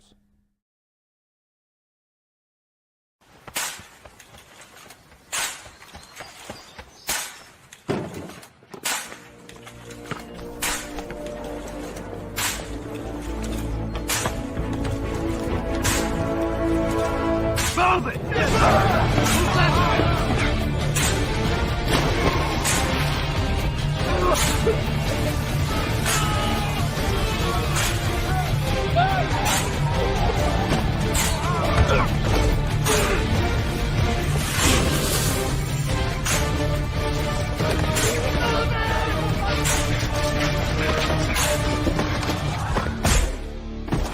Many will hear the calling.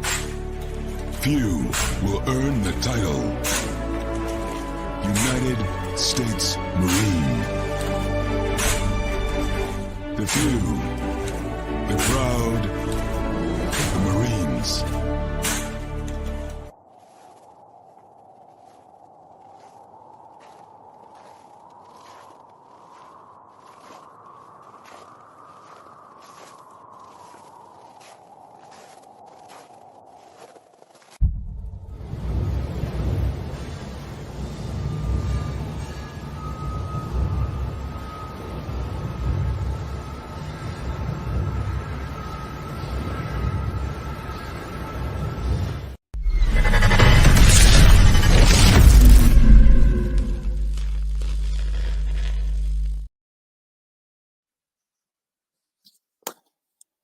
And welcome back to Second City Sports on Sports Chicago. I'm Lakina McGee. You follow me at Lakina McGee on the Twitter, and I can't forget the IG. You can follow yours truly, Sydney Brown, on the Twitter, X, and the IG at SidKid80. Once again, at SidKid80, that's SIDKID80. That's SIDKID80. We have less than a half hour left of this extraordinary program we call the Sports Talk Radio Show. If you have any questions or comments for us, especially now we're going to talk that hockey since the 2023-2024 season. I don't want to say tip off tomorrow, but it kicks off tomorrow. You can go to Sports Zone Chicago's Facebook page or at Sports Zone Chicago on YouTube. Type in those questions or comments in the comment section. Lakina will get them up on the screen for you. All right. So one of the things that we were wanting to do and we were doing just that throughout this year so far, is bringing in new people and just to new friends. So we got a new friend coming up right now. You can follow her and listen to her as she does write articles for the Blackhawks and the rest of the NHL as well. Also on the Hockey Writers. She is the one, the only, the lovely Miss Brooke LoForno. Brooke, how are you? Hi guys. I'm doing well. Thanks for having me. No problem, no problem. Now, how excited are you for the Blackhawks? I don't think I've been this jazzed up for the Hawk season in quite some time, in the last few years, I think. Yeah, I'm with you. I'm pretty excited. I think the last couple years, I think most people were pretty apathetic about the team because you could tell there was just kind of nothing there. There wasn't really a lot to look forward to. I mean, you could see maybe signs with draft picks and stuff, but you wanted to see kind of the progress there. So I'm really excited. I think with Connor Bedard and all their draft picks and especially the people they brought in this year, I think it'll be fun. I don't think they'll be very good. I mean, good enough to be a playoff team, but I think they'll be watchable. And I think that's what people want, just for them to be entertaining.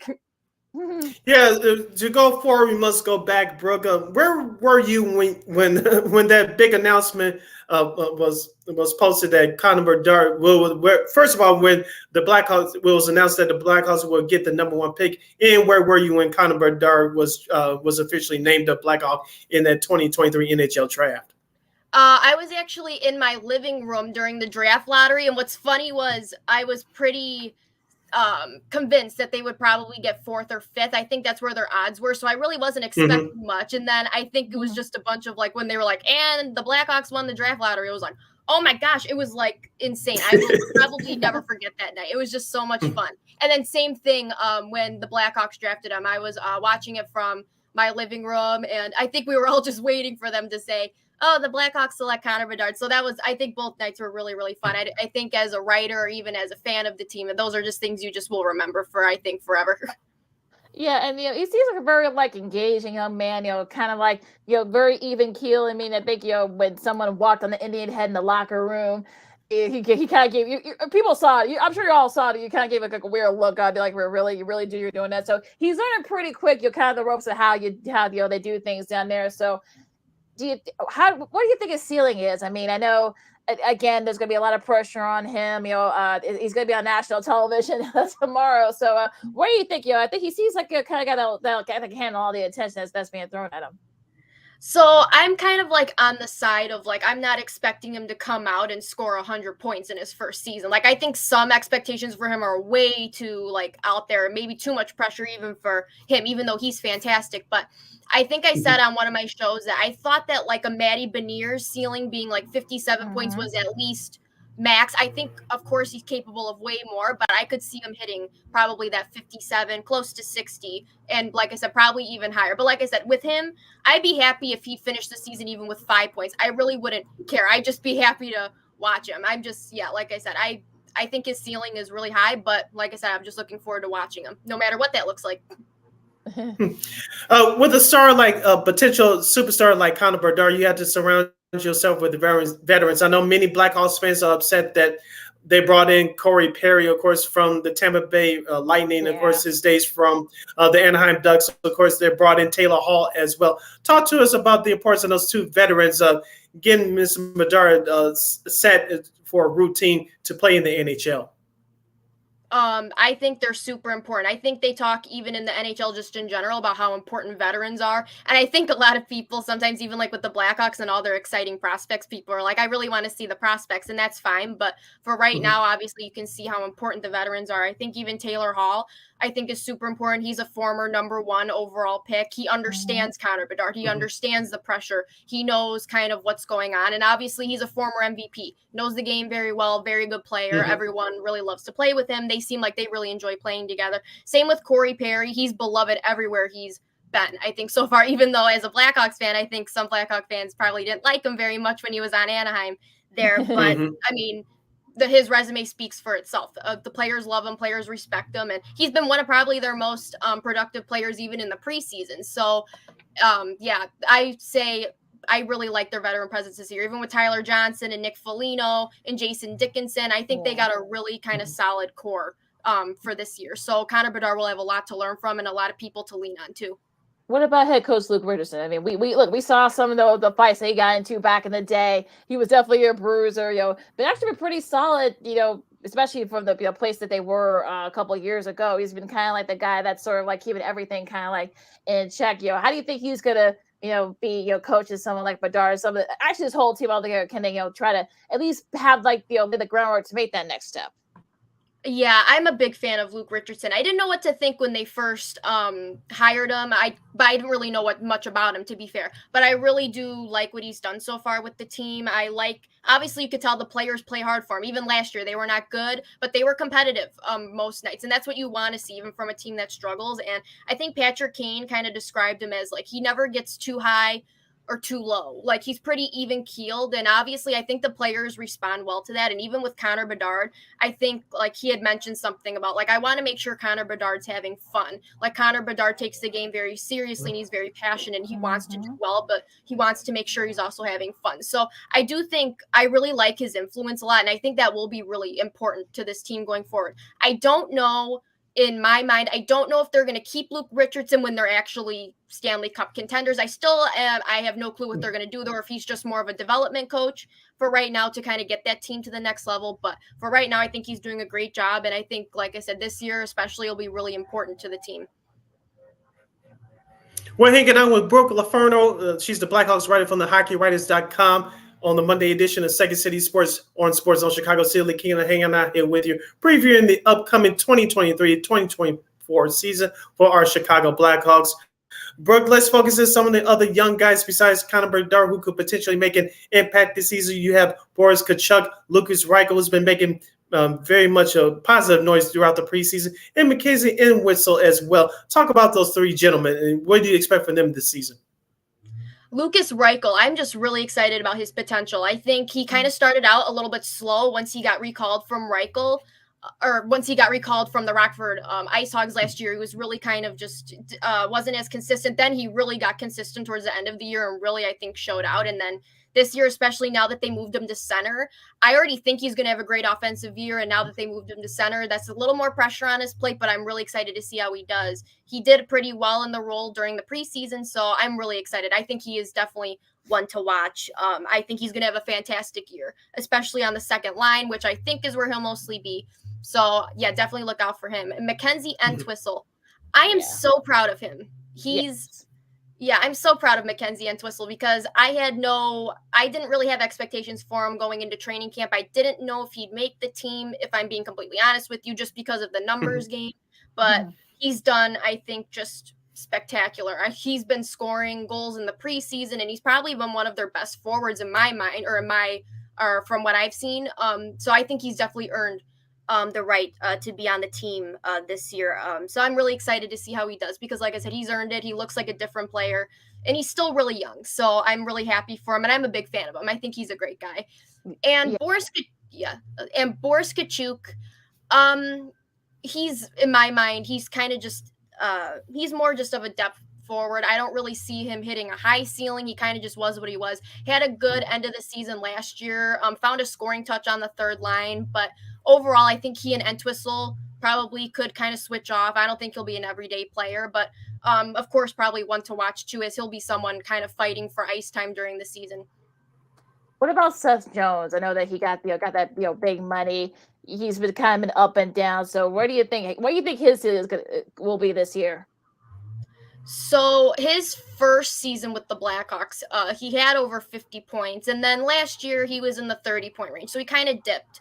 But I think his ceiling this year will obviously be a lot better for him, especially if he's playing consistently with his ice time, because he gets so much ice time, especially if he's playing with someone like Bedard. I do think those assists and points will be up.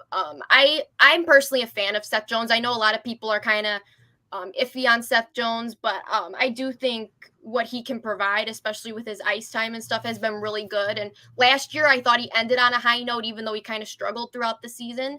So overall, I wouldn't be surprised to see him go back into the 50s, maybe 60-point range this season.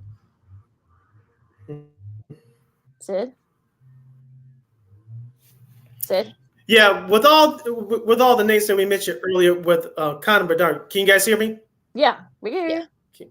Can you hear me, Lakina? Yes, okay. Yes, we can hear you. Okay, I just want to ask Brooke.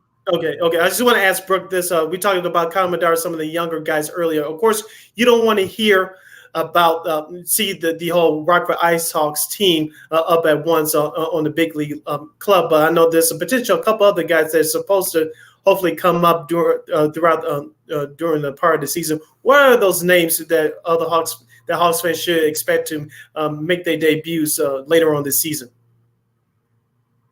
I think. Do you know what's funny is, like you kind of mentioned, I think everyone has I thought a lot of people had a great chance of making the team out of camp, but I will be surprised if they don't have at least 4 of those players from training camp up this year. I'm thinking of like Nolan Allen. I'm even thinking maybe David Gust could come back maybe to the team if someone gets hurt, kind of like he did last year. Colton Dock, I know he actually made the team.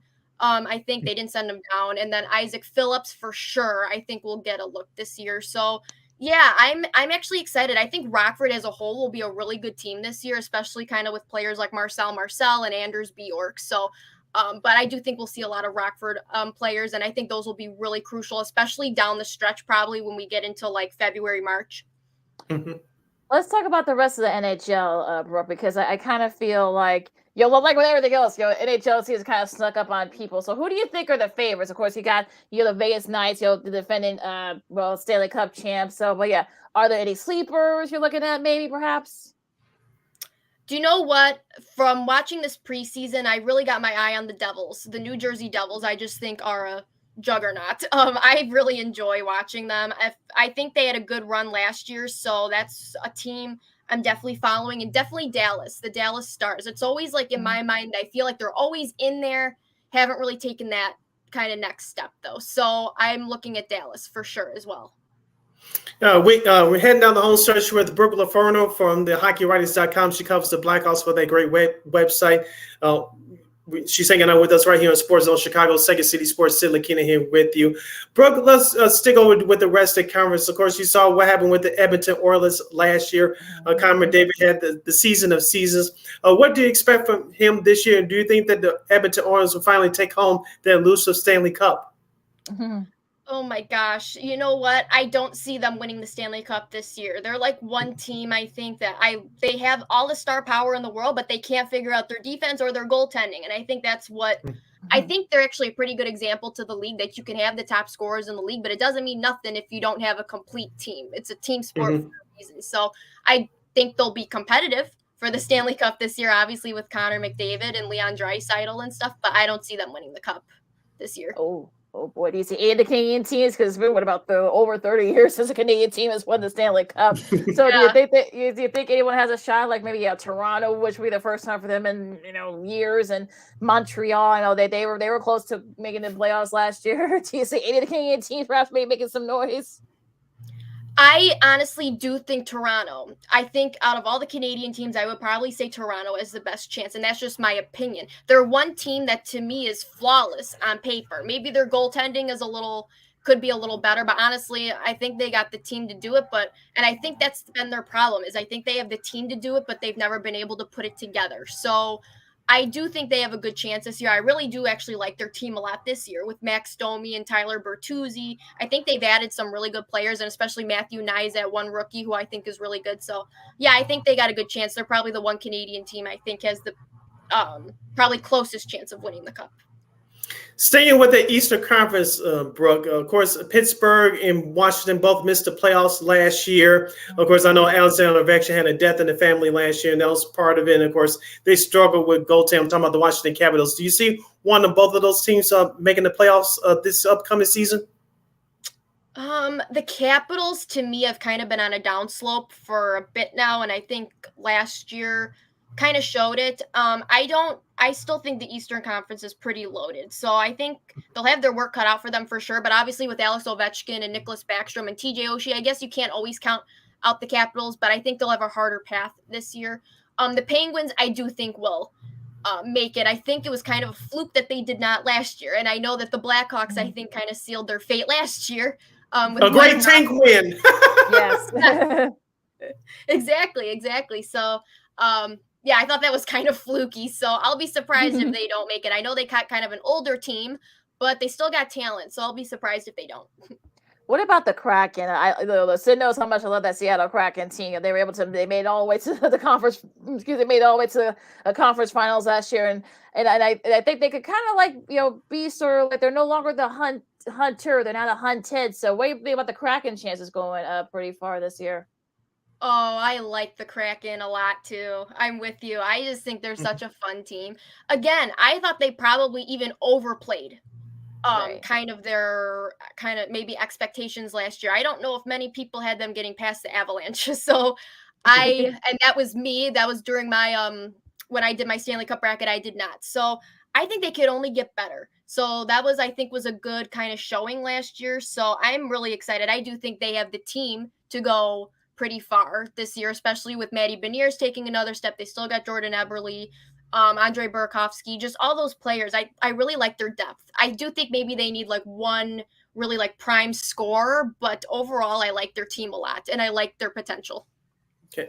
Last question from me, Brooke, before we spring you. How did you get started in writing about the Blackhawks for the HockeyWriters.com? And where did that passion come from, not just for watching sports, but for watching hockey in particular? So my dad actually grew up playing hockey. He's always loved hockey. I got two brothers, but they never actually played hockey. But my dad always had the Blackhawk games on, and I never really got into it, I don't think, until high school-ish, around high school, where I really kind of learned the game, and he kind of taught me a lot about the game. And what's funny was I think I got more into it in 2013, when the Blackhawks won against the Bruins. I was really intrigued, honestly, by the whole sport itself, the travel, the play. And that's kind of what kind of got me into it at first, which is kind of funny. But with the Hockey Writers, that was kind of, I think, just I think it was almost like a calling, because I was on Twitter one morning. It was like 8:00 in the morning, and I saw this thing, or kind of like about looking for writers. And at first the Blackhawks team was full, but I figured I would reach out and ask anyways.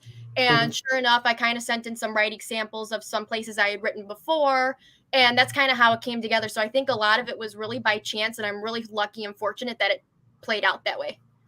Yeah, I've listened to some of you guys' podcasts. You guys, I heard the hockey preview, especially you guys said you guys are all really good and really knowledgeable. So again, Brooke, I'm sure we'll have you on, during the season. Absolutely. So where people can find you on, social media and all your writing, all the podcasts you guys do, all that other good stuff.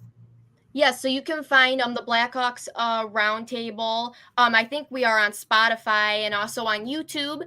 And you could also find me on Twitter at Brooke_Lofo. That's on the screen. I'm usually the most active on there. And you could also find all of my articles at thehockeywriters.com. I post pretty weekly at this point. So, and especially this year, we'll have a lot of content. So if you want to follow my content, that's where you can find me. All right, as Lakina mentioned, we'll have you on throughout the season, tracking Connor Bedard's progress as he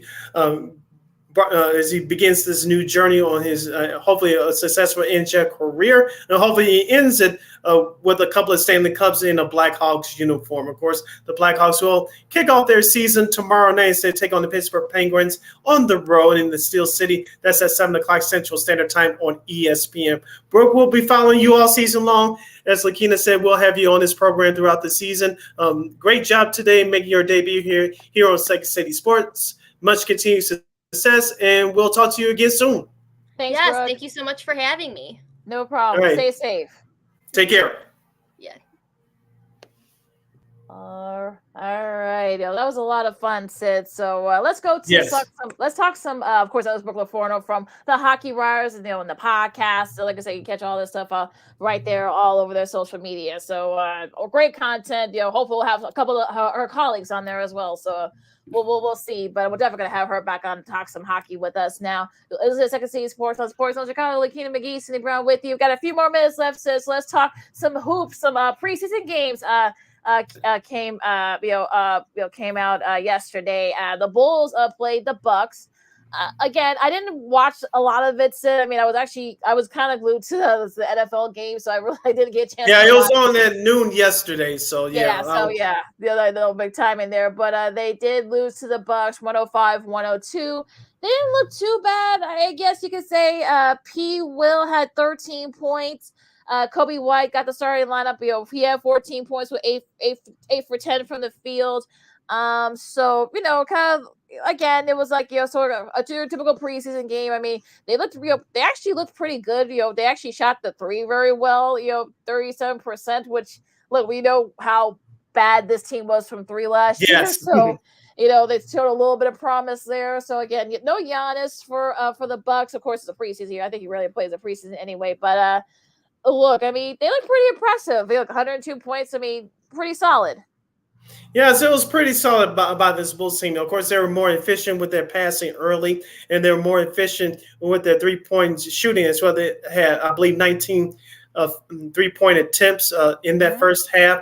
Of course, you mentioned Kobe White getting that start. I'm not sure that he's the starting point guard for this team going forward. We saw that experiment a couple of years ago, even though it was a much different team than it is now. But Javon Carter and Torrey Craig are expected to be difference makers this year, Lakina. So we'll see if Billy Donovan, he didn't announce whether he's going to keep Kobe White as the starting point guard as their next preseason game is Thursday. If he's going to start him, or will he start Javon Carter or Ayo Dosunmu? So we'll see about that. But the Bulls looked better offensively. I know Nikolai Vucevic, hopefully, he wasn't much involved in the game playing yesterday because most of the stars, except for P. Will, played 17 minutes exactly. So, you want to rest him up, be fresh when the bell rings in a couple of weeks against OKC. But hopefully, we'll talk about it again, as we preview the season in a couple of weeks, we'll talk about it again. I'm sure that hopefully you can get Nikolai Vucevic more involved in this offense for the Chicago Bulls because it's been non-existent for the last couple of years. And we know that he's one of the best passing big men in the league. And once you get involved in the offense, that's going to make things that much more better for Zach LaVine and DeMar DeRozan in particular. It'll be interesting to see what happens. But again, I mean, the good news is for Billy Donovan, they got a lot more shooters to play with, so he can kind of maneuver things as you will. So it'll be interesting to see what happens with that. So sports media news. I meant to ask Brooke about this, but I didn't get a chance to. ESPN is going to be doing like a red zone style, like NHL. Like I saw that, yes. On ESPN2 starting in a couple of weeks, not this week, but in a couple of weeks on October 24th on ESPN2. All 32 teams will be in action. So John Butcher Cross will be hosting kind of like a NFL red zone. I don't know if he'll need bathroom breaks like Scott Hansen, but there'll be some play. They kind of played around with Twitter when the news came out. But I actually like this idea. Sid, what do you think? I like it too. It gets more fans involved in the game. If they do it right, they can introduce new fans into the game as well. So, like you mentioned, all 32 teams are going to be involved. Hopefully, Connor Bedard for the Blackhawks will do something special, and they can catch it live. And then, like I said, it could potentially expose the game to new fans, and you can sell the game as well. And you sell the new stars like Connor Bedard and not Taylor Hall, but Connor Bedard and Connor McDavid, I should say, to new fans as well. And they could get used to some of the teams that they probably never heard of before, or they've heard of, they just never followed it closely like we do. So hopefully this could be a great thing if ESPN pulls this off right. Yeah, it's also, like I said, it's all in the presentation. So, going to be a lot to kind of, unpack there, as well as, well, I mean, look, of course, you got the Blackhawks and the Penguins, you got the Predators and the Lightning. They're going to be facing each other at 4:30 on ESPN and ESPN Plus.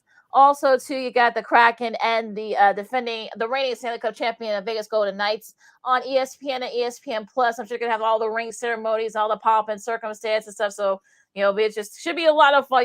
Vegas are going to go all out. So that's just scheduled for tomorrow night. There's going to be a lot of partying and crap table shooting and all the other good stuff, and fireworks and all that other stuff. As they'll put the Stanley Cup banner from last year up in the rafters.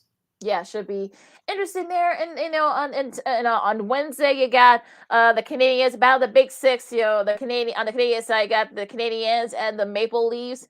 Then at 6 o'clock on NHL Power Play, and you got the Senators and the Hurricanes also on Wednesday. The Blackhawks coming into a second game of back-to-back. This will be on TNT as they go on the road to face Boston, Winnipeg, and Calgary, Edmonton and Vancouver, and the Avalanche and the Kings. That's going to be the second game of that TNT Wednesday doubleheader. Yes, I cannot wait to watch the TNT coverage because they have the best now pregame show, in my opinion, on the air with Paul Bissonnette, of course, Wayne Gretzky, Anson Carter, of course, Liam McHugh leads that pack hosting that on TNT. I cannot wait to watch that tomorrow. They're going to have a lot to say about Mr. Connor Bedard, despite what he does not do tonight. And tomorrow night, I should say, in Pittsburgh. Yeah, I'm sure Wayne's gonna be raving about him, so he'll be interested. Oh yeah.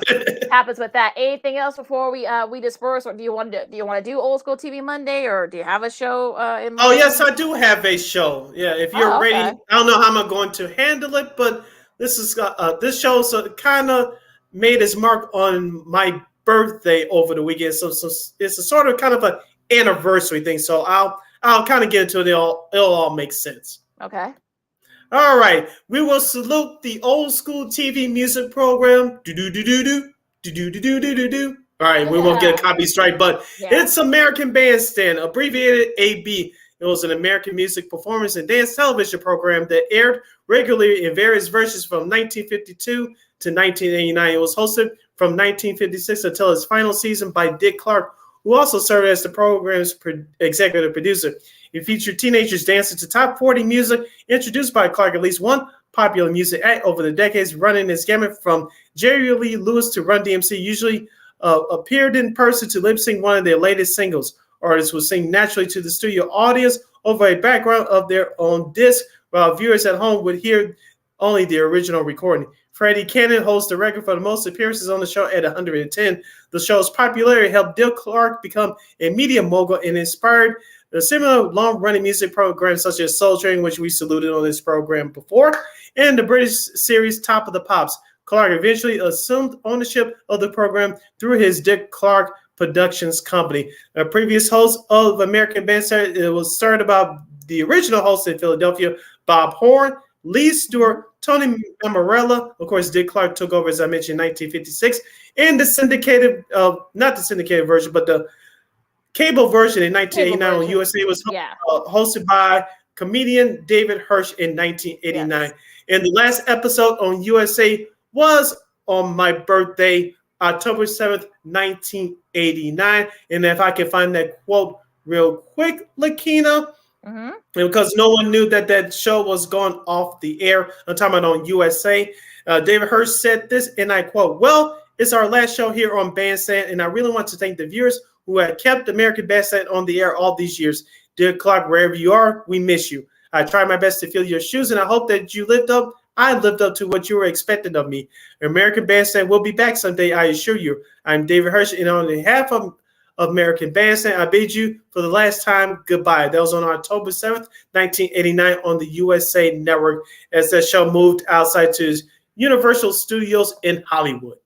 Lakina, you get salute the program, trash the program.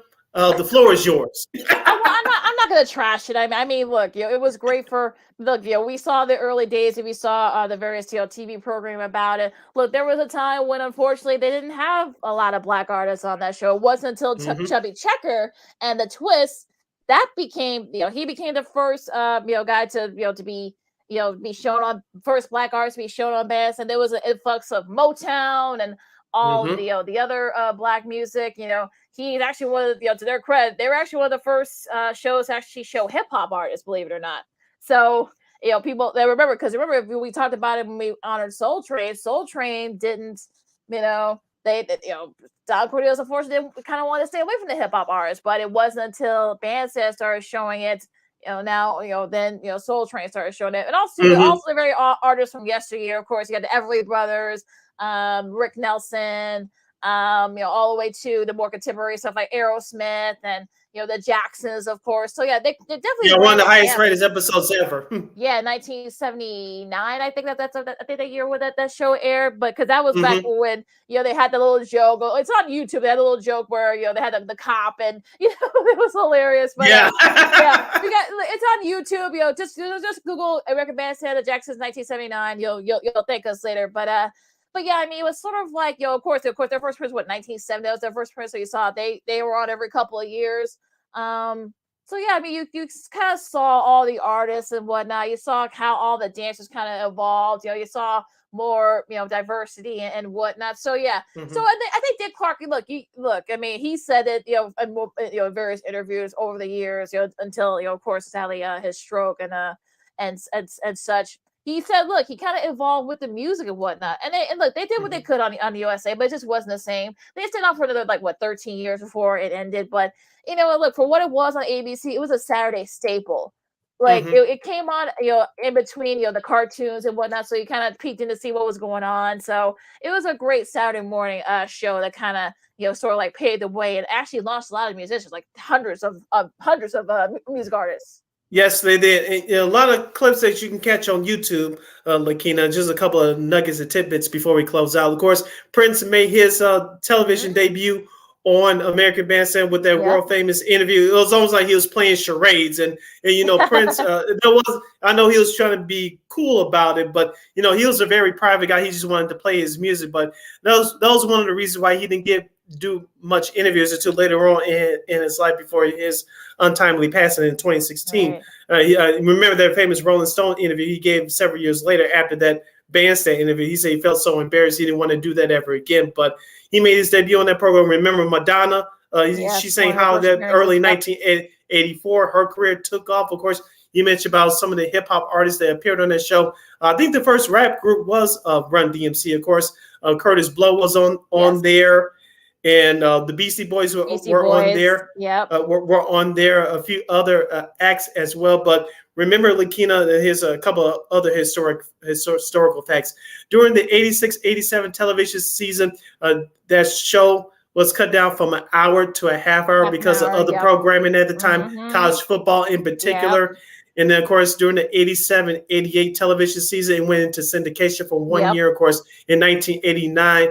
April of 89, went to the USA cable network. And of course, it ended on my birthday, October 7th, 1989. So it went through its changes. Of course, they got competition, not just from Soul Train, but from Friday night videos, MTV. Just started at the time, BET, and of course, VH1, which started in 1985. So American Bandstand was the first of those dance programs to really, their ratings suffered because all those others programs I just mentioned that was taken up, becoming popular just about overnight.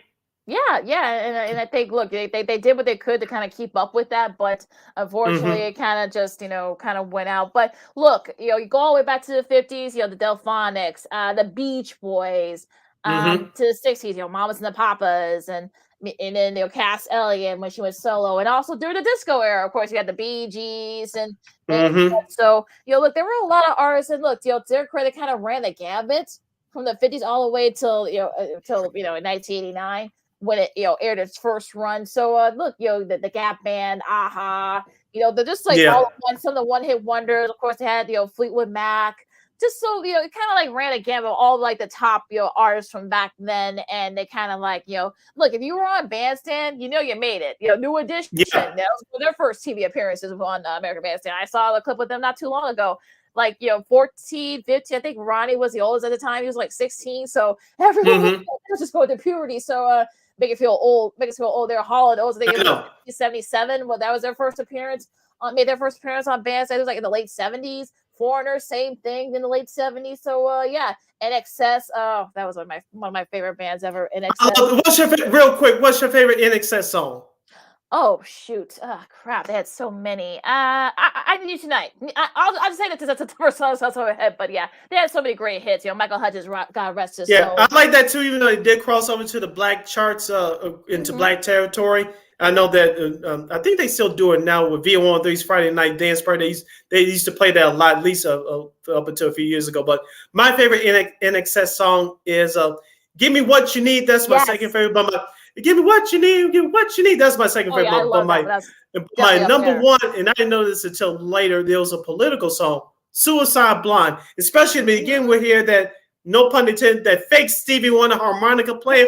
You can't beat that intro. Come on, man. Yes. They definitely kind of infused a lot of they had I remember Michael Hudson said in the interview that, look, he grew up listening to a lot of those, like, Stevie Wonder and a lot of the R&B. That's kind of where they got the fusion from some of the songs that they did. So that's kind of how that kind of like, that's why, look, I became a big fan of NXS. Even the earlier, so like you said, it was kind of more of like an alternative band. They kind of, kind of mixed it with a little bit more pop. So there you go.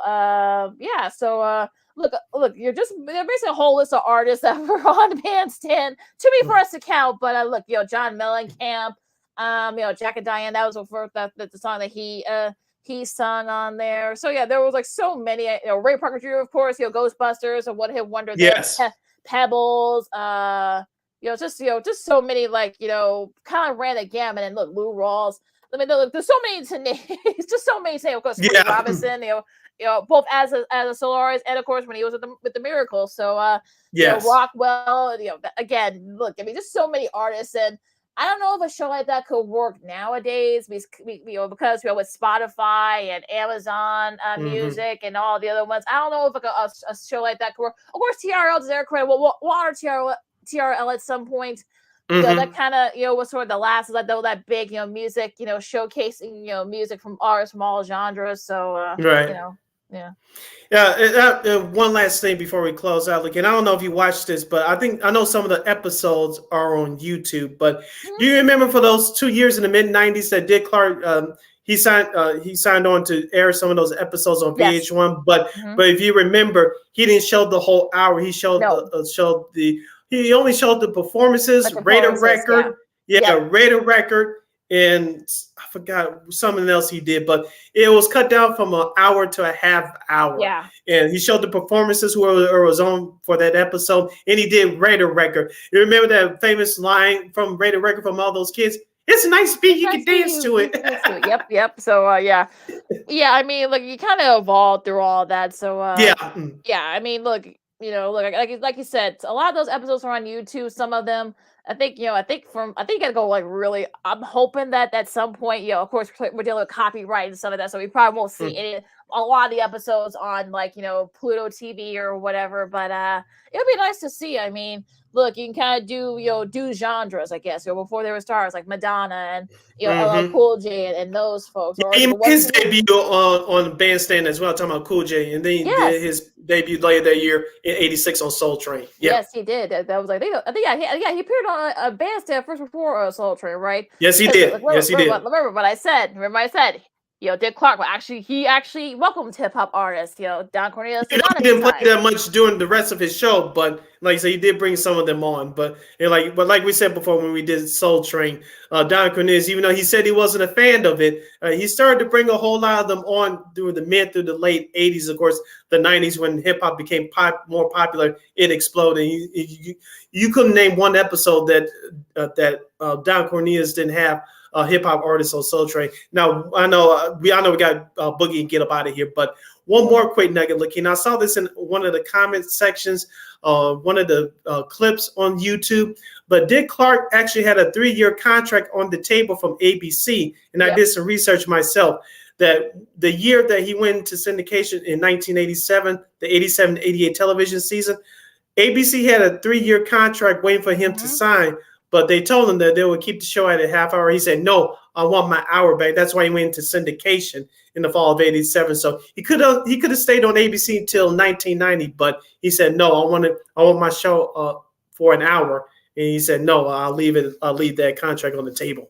Yeah, which I can't say I blame him because there wasn't a lot. I mean, you could do for that half an hour. So like the show was over. But of course, like you said, I mean, the other program, of course, they had other shows. Of course, college football, was a staple at 11 a.m. our time. That time, like it is now. Yep, it still is. So I mean, look, I kind of don't blame him for I'm sure he probably made a little less money when they went to USA. I'm talking about Bandstand, but I can understand why he wanted to have that whole hour. So I probably would have done the same thing if I were him. So you can check out all the American Bandstand. Well, some of them on YouTube. Hopefully, at some point you can catch them on Pluto TV. But like I said, you're dealing with like copyrights and stuff like that. So it may be a while before. They'll show any of them, but again, look, check it out on YouTube. A lot of the episodes. Yes, and a couple of those specials too are available on YouTube as well for your consumption. All right, Lakina, close us out. All right, as we honor the American Bandstand for Old School TV Monday, you follow Makina McGee on the Twitter, X, and again on IG. You can follow yours truly, Sydney Brown, on the Twitter, X, and the IG at SidKid80. Once again, it's SidKid80. That's SIDKID80. SIDKID80. I can't talk today. Make sure you follow Sports Zone Chicago on all social media platforms on Facebook, Twitter, X, Instagram, and YouTube. Please download that Sports Zone Chicago app wherever you get your apps. Please subscribe to our podcast, War Media Podcast, WARR Media, PODCASTS. We are on all podcast platforms, including the iHeartRadio app. And while you're at it, please give War Media a follow on all social media platforms on Facebook, Twitter, X, Instagram, and YouTube at WARR Media. And thank you very much in advance for your support. Like, share, subscribe, and tell your friends. We'd like to thank Miss Brooke LoForno from the HockeyWriters.com. She covers the Blackhawks for their great website. Make sure you support her, follow her on all social media platforms, and go to the HockeyWriters.com to catch her content and all the other great writers from that website covering all 32 teams from the NHL. And catch Second City Sports every Monday, every Friday, live in the living color from noon to 2 p.m. Central Standard Time, exclusively on Sports Zone Chicago. One more game, as the kids would say. Catch Second City Sports live in the living color every Monday, every Friday from noon to 2 p.m. Central Standard Time, exclusively right here on Sports Zone Chicago. And of course, you can catch Sports Zone Chicago anytime, anywhere on Roku TV. Again, Roku! Just go on your Play Store, your Roku app, whatever device you got. Type in Sports Zone Chicago. It's all right there. You can catch our show, Sean and Maya, the Smoke Fellas. What's up, cuz? I know J Pod's gonna be in a good mood tonight after his Dolphins with a nice bounce back win against the Giants, and a whole lot more. So again, you can catch Sports of Chicago on Roku TV anytime, anywhere. All right, Lakina, take us home. All right, enjoy all the games. I know it's acting like fall, so make sure you guys stay warm out. Well, except for all you out west. I know you guys gotta stay cool out there. But look, enjoy the baseball. Enjoy if you're in the WNBA finals, the Aces, they got a 1-0 lead over the Liberty, so you guys can check that out if you can. I think game 2, I should say. I think it's Wednesday, if I'm not mistaken. I might be wrong about that. I think it's either tomorrow or Wednesday, so check it out on ESPN. So, check it all out. Of course, like Forrest said, I'm like Kansas, Miss Second City Sports on Sports Zone Chicago, and we'll see you guys on Friday. Let's go, Connor Bedard in Bandstand. Sorry. Holla. Oh, boy.